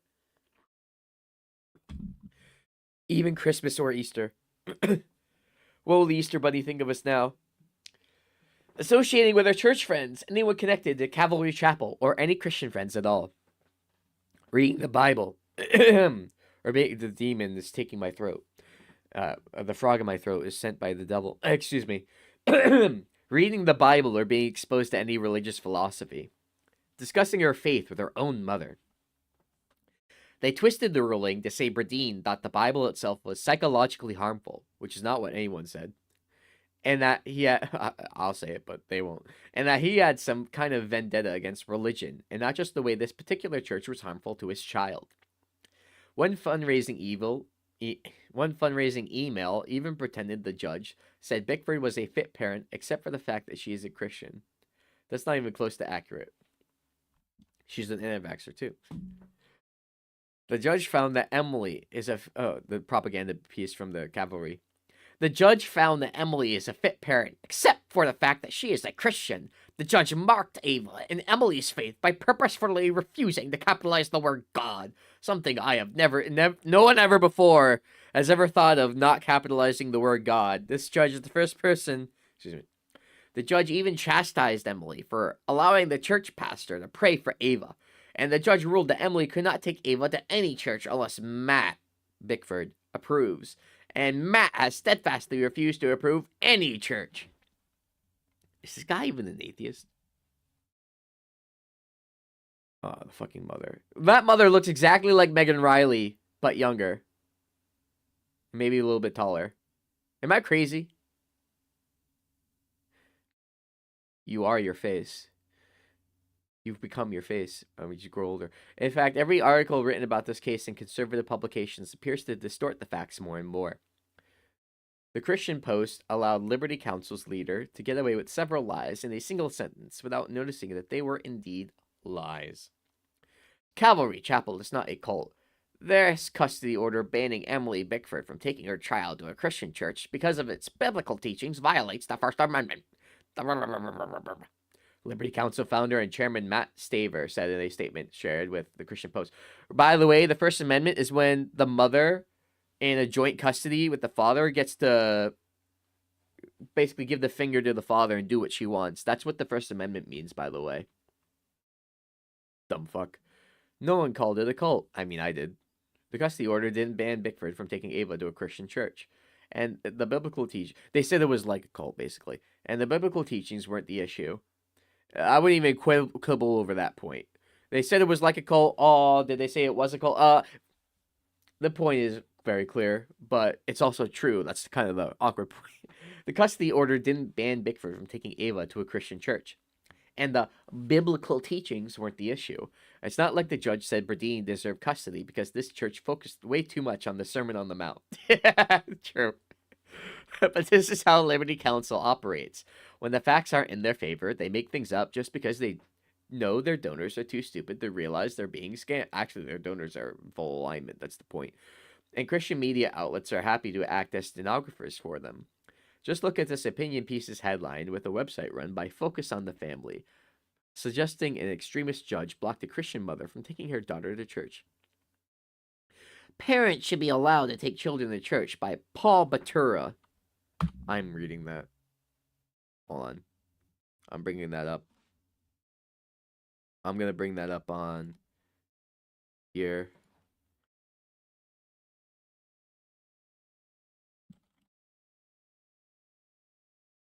We're going to see what he said about this after. Paul Batura.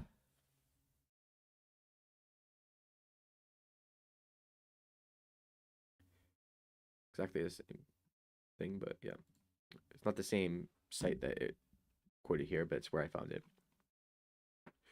Liberty Council eventually asked the Maine Supreme Court to take up this case and overturn Knopfsinger's ruling, giving Bradeen power over Ava's religious upbringing. By the way, did I redo the... Yeah. They said the entire case boiled down to a simple question. Does a district court have the authority to prohibit a parent from taking her child to church? What the lower court did, Liberty Council said, was a violation of Bickford's First Amendment rights. Get out of here. They said in the brief that the judge's repeated use of God instead of God, they are so obsessed with that, revealed some disdain and hostility for Bickford's monotheistic religious belief. Give it a fucking rest, bro. Give it a rest. They said giving Bradeen final say over Ava attending that church amounted to handing him a heckler's veto over a fit parent's right to direct the religious upbringing of their minor child. They're accusing him of what she did. They're accusing him of what the mother did. Anyway, I'd be going to jail.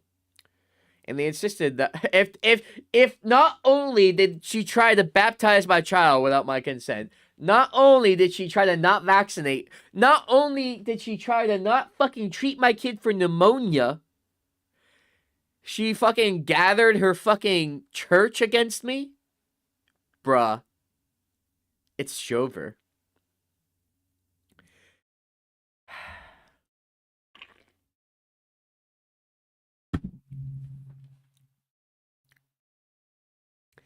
And they insisted that what this church told Ava amounted to mainstream and conventional religious beliefs based on the Bible. Not even close. Therefore, the ruling was a form of religious persecution. Legally, their argument was that religious beliefs didn't need to be logical to warrant protection. It's downright hilarious to watch Liberty Counsel freely admit this church's beliefs are illogical. I mean, when you're in a legal setting, is that what you're admitting? Or are you just saying we don't have to argue about whether or not they're logical? To play the devil's advocate. I mean, the God's advocate. But even that argument fails because the issue at hand isn't that the church's beliefs are wrong or ridiculous. Yeah, they're not even arguing over that point anyways. Why is that even being brought up? If that were the issue, then every religion would fall under that category, obviously. The problem was how the church was psychologically harming Ava. And Liberty Counsel refused to address the substance there. Instead, they talked about how, for example, it wasn't psychologically harmful to denounce homosexuality, unless you're one of the gays, in which case we do want to harm you. Ooh. It was as if Liberty Counsel never read the judge's decision. Can they read it all? Instead, they just looked for a handful of buzzwords, then blew them entirely out of proportion. They think that any insane belief, as long as it is cloaked in a religious shield, must be respected. The Maine Supreme Court heard oral arguments a few weeks ago, leading to even more coverage about this case. You can watch the entire hearing below. We will not watch the entire hearing. And good afternoon. You can be seated. The matter before the court is Cumberland 2529, Emily 12-year-old in the Bickford audience? versus Matthew Burdine. We are being streamed on the web, both by audio Whoa. and by video. I see Counsel are present. Would contest is the correct standard. In this particular case, there is no finding of abuse or neglect. In fact, what we have is a fit parent. She didn't treat her kid for pneumonia. She didn't vax the kid for HPV. She didn't comply with her requirement to consult with the father in the joint custody over religious upbringing. There's a fit parent is presumed to act in the best interest of their child. There's no immediate or substantial harm that is shown. In fact, the respondent's brief, or the appellee's brief in page 27, purports to suggest that there's compelling interest, and they put forth only 5 things. Number one, that Ava at one time was observed to have anxiety, that she had an observance of a panic attack, that she had questions, that she put notes around the house, and that on one occasion she put in a workbook that this demon image was scary. That's all that they have as far as It's probably true that it's not legally compelling, but the kid's running around. This demon is chasing me. I'm freaked out of my mind. There's nothing wrong going on here. This is normal stuff that happens to children. compelling interest test. That cannot be a compelling interest, and it cannot amount to immediate and substantial harm, justifying this drastic change and taking away from a fit parent the right to the religious education of their child. She never offered that right to the other guy. She only wanted it for herself. That's not how it works with joint custody. That's not how it works in the fucking marriage. Urgh. Not only does it not survive the compelling interest test, but it cannot survive the least restrictive means. In fact, on page 34 to 35, only 1 1/4 pages of the entire appellee's brief is dedicated to trying to justify and defend the least restrictive means, or narrow tailoring. And there's nothing there that is in that 1 1/4 page that suggests narrow tailoring. In fact, the appellee's brief essentially concedes that a total ban on worship would not survive strict scrutiny. But they suggest that what is here is not a total ban, it's just a ban totally with regards to Calvary Chapel, which we'll talk about later. But it is a total ban because under Calvary Chapel and all the things associated with it, including the people that attend Calvary Chapel, also applies to any other church or religious organization. No, it doesn't. You are a freak show. It is not normal. All right, fucking skip. One parent wants religious upbringing as one religion. The other one wants a different religion, and they've both shown they can't cooperate on this issue. What's the test the court is supposed to do in allocating? Let's assume it was the original order. Yeah, the test would be still the compelling interest test. And But they both narrow-tailored. have equal interests, don't But they? one parent can't have a total veto over the religious education of the other. There may be circumstances. But this wasn't a total veto. It is a total veto. In fact, since December of 2024, it's operated. Not sending my kid to this one church is a total veto on all. Fuck you. It as a total veto. There's been no The association. language of the order, and obviously whatever has happened since then has not before us, but the language of the order is not a total veto. It is a total veto, Slap respectfully. down. It says, Bitch for example, slapped. that Mr. Get outta Bedeen is here. allocated the right and Chad responsibility to make Justice decisions Stanfill. regarding anything related to Chadina Calvary Justice Chapel in terms of Stanfill. any attendance, services, gatherings, events, anything associated with Calvary Chapel, any material, literature, video, or other messaging associated with. But there is no veto over the interactions that Ms. Bickford may have with their child. Well, not with the child, but with regards to the religious education, there is. I assume she engages her child on religious matters as well as other matters. No. In fact, What? she is abiding by the order because the order gives a I specific. swear she hasn't talked about religion with her child once. That she has been talking about nothing but that since this has happened. Absolute veto to Mr. Bedeen. And though it's not in the record, Mr. Bedeen has not given any consent to anything, to any church or any organization, despite her request. And that's exactly how the order is designed to operate. It's operating exactly how it was designed, to give total authority into Mr. Bedeen, and it relates as it relates to other churches or religious organizations. So it's not just limited to churches, that he has the right to make a final decision as to whether she can read the Bible or be introduced or associated To with read or the Bible in at any all? contact with That's religious not what it philosophy, said. whatever that Is is. there a tension between the best interest of the child standard we use and freedom of religion? Are those two things in tension? They're not in tension. I think when you have a case like this, and the court order below actually acknowledged that this was a religious sensitive situation, and therefore the reason for the compelling interest test.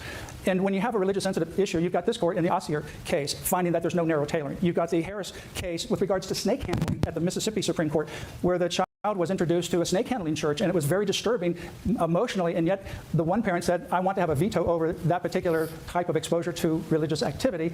The court in Mississippi said, no, you can't have a total veto So over the other parent. to respect each parent's rights, would the result be that when the child is with the mother gets to decide, and when the child is with the father gets to decide? Absolutely. The duality of competing religious ideas, or even irreligion versus religion, is something that courts have countenanced and Well, you dealt seem to with. be suggesting then that to the extent 1653 gives the court the right to allocate that decision-making to one parent over the other, so long as it is in the best interest of the child, is invalid. I would say that it's not invalid per se, but I would say that it cannot be allocated totally to one parent. It has to be dual decision-making. And how the courts, for example, in Kingston, the Utah court, this was a polygamous situation where they were grooming, the allegation was that they were grooming children to be child brides. So, counsel, where is the line? Is there any line in your mind as to, let's say the allegation is that a particular practice or sect is causing harm to a child? Is there any line at all, or is it? There's certainly, Your Honor. What is it? Where's the line that you would draw? There would be a physical, like if somebody were being sexually abused in a particular church, no question about that, that would be something. But in this case, Short there's of two that? places, and I'd like to point out. Anything, page 42. anything short of that? Well, let me look at this particular case, appendix page 42. This is the order. This is the order, and it says that there's no showing of harm. I know, I understand that. But I'm asking you where you draw the line. Is it just at physical abuse or sexual abuse? Is that where you draw the line? I think it certainly would be at that, but Anything it's certainly beyond not that? at the clashing of different ideas or different religious No, ideas. where He doesn't do want you to draw answer the line? question. Well- He doesn't want to answer the question that just because someone's not being sexually abused, they may be harmed in some way. Because then his client, the mother, would absolutely have been found to have harmed the child. I would draw the line the way the courts have drawn the line. For example, in the snake handling church, there was a possibility that she could have been bitten, but they said you can't prohibit that. In the case with the order, where they were being groomed allegedly for being a child bride, you can't totally He's not. prohibit He's that. refusing to answer the fucking question. He's so fucking annoying. Let's see the father's. Is there a less lawyer. severe Is that who this is? scenario that could address the concerns about the child's welfare other than giving one party full and final prerogative to make these decisions? Well, hypothetically, Your Honor, that could be done. In this case, however, the court was very clear that it was the particular thing that this church was doing. And so there was a court order, in fact, that neither party could disparage the other parent or could allow a third party to do so. And yet Ms. Bickford allowed the child to go in to Calvary Chapel and listen to a sermon that disparaged her father. But did she know ahead of time? She did know ahead of time, Your Honor, that there was going to be discussion about the custody battle on that particular night. Once it went She off probably the rails, asked for she it. let her daughter sit there and listen to the discussion disparaging the father and talking about good versus evil. If you can't And play so the it's game, that. you don't get And to another fucking focus ask on for that all last the point, power. good versus evil.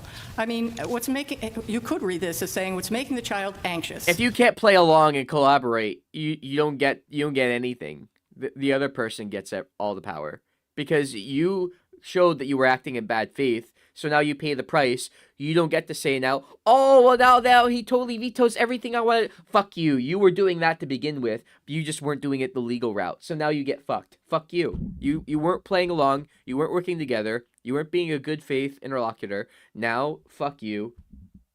You wanted to disparage the father to the whole church, rile the whole church against it, the father, when you were specifically told not to disparage the other person. You did it anyway. Now you pay the price. Easy as that. Is that the religion of the mother is saying Hello? that because the father doesn't share that religion, that there are going to be consequences for him after life. And it says so in a very animated way.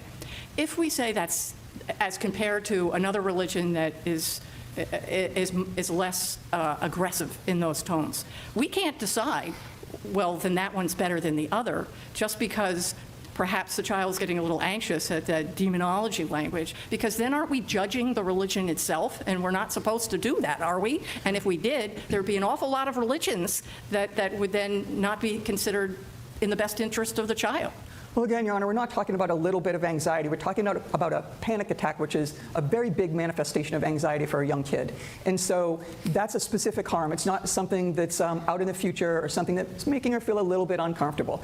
Courts across the country, and this court has said on a number of occasions, that exposure to this type of conflict is terrible for kids. And now we have a young girl, 11 years old, sitting in church listening to a sermon that is talking about her parents being in a battle against each other, and how her father is trying to prevent her from salvation. It's your view that this order is founded not upon a religious hostility, but rather that essentially the mother's religious schooling or beliefs is creating an emotional minefield for the child in her relationship with the father.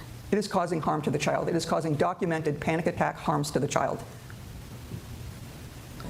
I guess I'm struggling with, though, your assertion that there's no hostility at all, or that the order is entirely neutral when it comes to the mother's religious beliefs. I mean, for example, there's language about how some of the sermons preach, I think the language used was sort of hateful or offensive rhetoric. I mean, hasn't the United States Supreme Court told us, for example, in Masterpiece Cake Shop, that it's not for the courts to decide what sort of what's offensive within a religion, that's not an exercise we should be engaging in? And it looks to me like the court below did some of that here. Again, Your Honor, the line is not what's said, but the impact on the child. In this case, the impact was specific and named. But how do we know that the court's analysis of the impact wasn't informed by what appears to be a lack of neutrality in evaluating sort of the religious beliefs of these two different parents? Well, again, Your Honor, I think it is clear, because the judge went through first off the best interest factors and talked about them and weighed them all out specifically. And if there was language in there, so if you look at, there's one case, I think it's Funk v. Osman, but I could be wrong, that talks about some of the similar language here, tricks and snares and such things. And the court said that language of that type can be harmful to a child. And if there is manifested harm to the child, that's where the line has to be drawn. And so while some of the language may seem hostile, I would suggest to you that, again, it's all grounded in fact. It's grounded in fact that's documented in the record, that is supported by the expert in this case, and is supported by the child's writing in her religious notebook that this is scary because of the demons. She's obviously affected by it. You would agree with me that in this particular instance that the court did a straight best interest interest of the child analysis with respect to the allocation of medical rights, correct? Yes, I would. Medical decision-making. Yes, I would. So there was no overlay of any type of strict scrutiny there, did not pertain? No, Your Honor. The judge made a finding that Ms. Bickford's medical decisions were not religiously related, and in fact, Ms. Bickford testified that her, at least as to the COVID vaccination, that wasn't based in any religious So might belief. we infer with the way that the allocation of rights with respect to medical decisions might suggest that there was some hostility with respect to the allocation of decision-making about religious issues? Because I note that with respect to the allocation of medical decision-making, that the father is required to consult with them. They have diametrically, it seems, pointedly the departure between their views of how medications are supposed to be applied or what types of vaccinations should be afforded the child, which could have a direct negative impact upon the child's well-being. Notwithstanding that, in that circumstance, the court requires the father to consult with the mother with respect to making final decisions or before he makes final decisions. So does that suggest that there is something more in the way You of mean the way she wasn't antipathy that was doing? directed towards the decision in the context of religious I'm not dissing No, him Your or Honor. anything. In fact, the part of the judge's funny. order that It's ironic. talked about other religions But other than Calvary no, you Chapel should also was the interrogate same the other order side as too, with medical obviously. decision-making. The parties have to have a discussion about the religion, but in the end, if they can't agree, as per our statute, Mr. Bradeen was given final decision-making. The reason why allocated was so necessary with regard to Calvary Chapel is that Ms. Bickford testified that she wouldn't follow a court order. There was a finding that Ms. Bickford did not consult with Mr. Bradeen about Calvary Chapel. In fact, she was short of lying, but had told Mr. Bradeen at one point that they were simply going to the Capitol when they were going for a abortion rally. There were a number of findings, and there was also a finding. Can I ask you in the 40 seconds? The you lie have of remaining, omission. If the evidence indicated, not necessarily in this case, that the practices of the church did not result in harm that was manifested in the child, that doesn't tip the scales. Is harm to the child the touchstone of this? It is, Your Honor. If the harm to the child is de minimis, just a sort of a minor thing that the child cried on one occasion, would that still justify an order giving the veto prerogative to one of the parents? No, Your Honor, and there are a number of cases scale. that talk about that. There are a couple of cases that talk about anxiety that causes bedwetting, for example. And so it has to be some kind of manifestation or something that's severe. But the courts also say that we don't have to wait for it to be so severe that a child, suffers irreparable emotional harm. And in this case, much like a case where a child has anxiety and then soils himself, the child in this case had a manifested reaction to anxiety, which was a panic attack, which are quite severe, especially in young children. Thank you, counsel. Thank you. And Attorney Staver, you've reserved 3 minutes for rebuttal. That any basis for an opinion may this? have been inadequate as well. Was there any objection below? Was it brought to the attention of the court in any fashion? I don't think it needed to be, Your Honor. I think that the guardian, given the legislative mandate, needed to fulfill the obligations of the court and the statute in order. I don't think it was on the parent's attorney to make any type of objection. The guardian was at the hearing on the web in this matter, both by video and by audio. I see counsel are present. I'm going to ask that you introduce yourselves by saying your names for the record. On behalf of the appellant. You represent, starting with the appellant. Good afternoon, Your Honor. Sarah Murphy on behalf of the appellant, Danielle H. AAG Hunter Humphrey for DHHS. Thank you. And Attorney Murphy, if you're ready to proceed, we'd be happy to hear your argument. Thank you, Your Honor. May it please the court, again, Sarah Murphy on behalf of the appellant, Danielle H., who is also present in the courtroom with me today. Under Maine law, the paramount consideration in any proceeding affecting a parent's rights is the child's best interest. Title 22, Section 4005, and the entire child protective statutory scheme creates a role for the guardian ad litem that is not ceremonial, but essential to enable the court to reach an informed, constitutionally sound decision given the fundamental rights at stake in these proceedings. Specifically, Section 4005 requires that a guardian ad litem investigate, represent, and provide a recommendation to the court regarding the child's best interests. Now, those requirements are not disjunctive or permissive. Instead, the court and the GAL shall meet with the child and other relevant persons. Now, that statutory mandate reflects legislative recognition that children are vulnerable. The GAL's investigation was legally and facially deficient, requiring vacatur of the mother in this case. The GAL's investigation was legally and facially deficient, requiring vacatur of the mother's termination order. The guardian never observed the mother with the child, thus was wholly unable to investigate her ability to parent or the child's attachment to his mother. The guardian did not review the records of the mother's medical providers or substance abuse treatment providers. The guardian never met the mother face-to-face during the pendency of this proceeding. The guardian missed nearly half of the family team meetings in this matter. And the guardian filed one report, which was prepared not for the mother's termination hearing, but for the father's jeopardy hearing, which was scheduled in February of 2024, months before the mother's termination trial in this matter. Without a sufficient investigation by the guardian, the record before the trial court lacked critical information about the mother's parenting capabilities, the child's attachment to the mother, the child's adaptability and needs, feasible reunification services and the timing for completion of those services, or less drastic permanency alternatives like a permanency guardianship that could better serve the child's long-term best interests. Absent such an investigation and corollary informed recommendation to the court, the TPR order cannot stand. As such, I respectfully urge this court to vacate the termination order of the district court and remand this matter for further proceedings. And at this time, I'd be happy to answer the court's questions, though I'm also fully prepared to go into further detail regarding the deficiencies of the TPR. Well, the green light is on, so well timed. Yes, Chief Justice. So talking about the guardian, since that's where you started, let's assume we agree with you that the guardian completely, did not abide by the obligations that a guardian ad litem has in this case, that the investigation was inadequate, that any basis for an opinion may have been inadequate as well. Was there any objection below? Was it brought to the attention of the court in any fashion? I don't think it needed to be, Your Honor. I think that the guardian, given the legislative mandate, needed to fulfill the obligations of the court and the statute in order. I don't think it was on the parent's attorney to make any type of objection. The guardian was at the hearing? The guardian was at the termination hearing, yes, Your Honor. And subject to cross-examination, the fire of cross-examination, as it is said, to test any of the underpinnings of any opinion in this case? Yes, Your Honor, but again, I do not think that that is a substitute for given the fundamental rights at stake in these proceedings, that is not an adequate substitute given the mandate of Section 4005 and the court obligations based on the guardian's appointment order from the court. Did the court rely on the guardian's opinion in this case?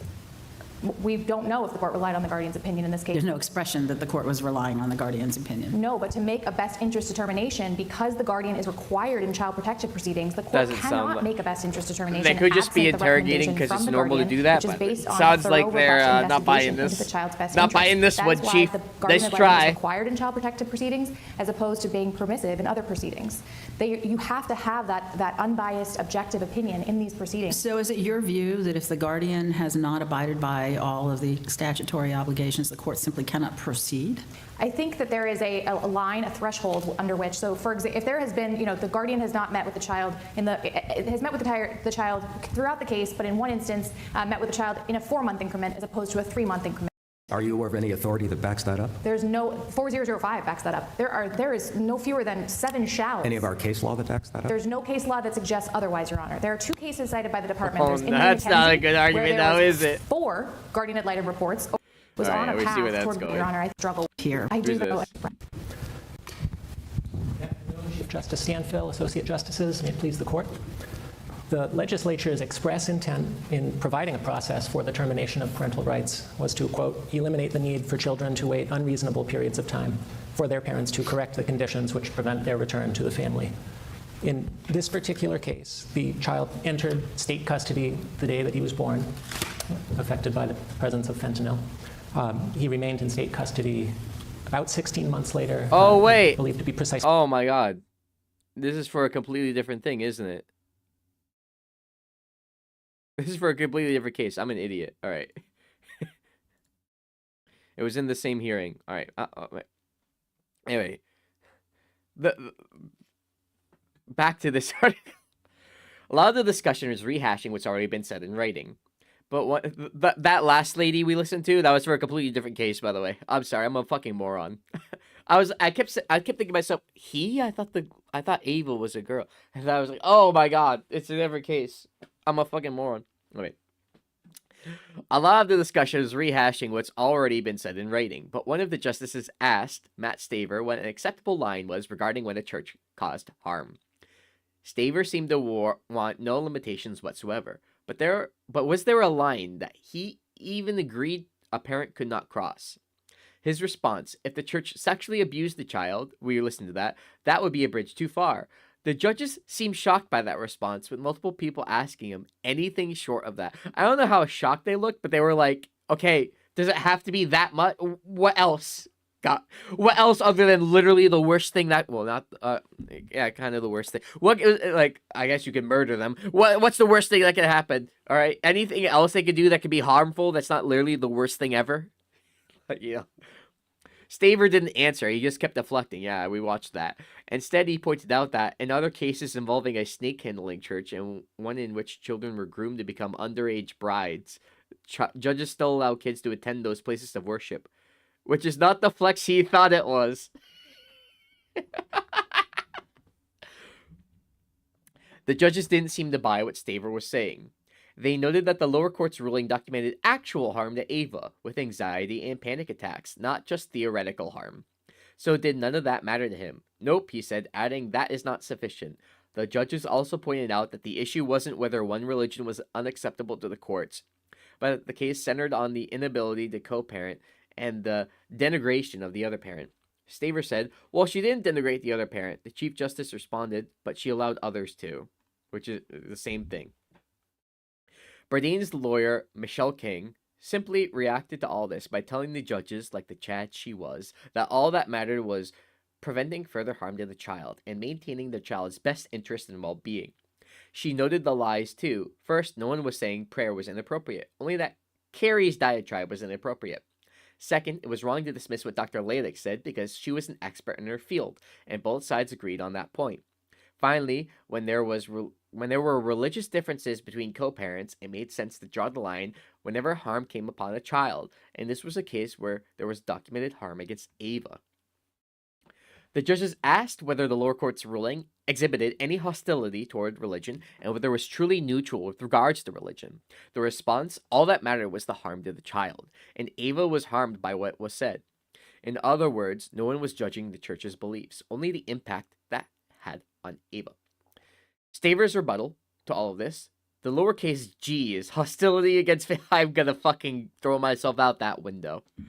That's an assault to both Christianity and Judaism and Islam. They don't even call him God in those. They call him Yahweh and they call him Allah. The lowercase g has nothing to do with Christian Judaism and Islam. I promise you. Give it a rest. And that's what this order does. He's trying to bring in all the Abrahamic faiths together. She actually insulted all three. Fuck you. Shut the fuck up. Oh my god. Oh my, capital G God. And that's what this order does. And that order reeks with that kind of hostility by intentionally doing that. The Maine Supreme Court will issue its decision, hopefully to affirm the lower court's decision in coming months. Ultimately, this case cuts to the heart of a serious problem. Are courts allowed to admit the truth when religion is causing harm to a child? Or is religion immune simply because it's religion? When faith crosses a line into fear, coercion, medical neglect, and psychological terror, like that book we reviewed in our 10th grade ELA class about the fire and brimstone sermons, the damage is real regardless of how many Bible verses accompany it.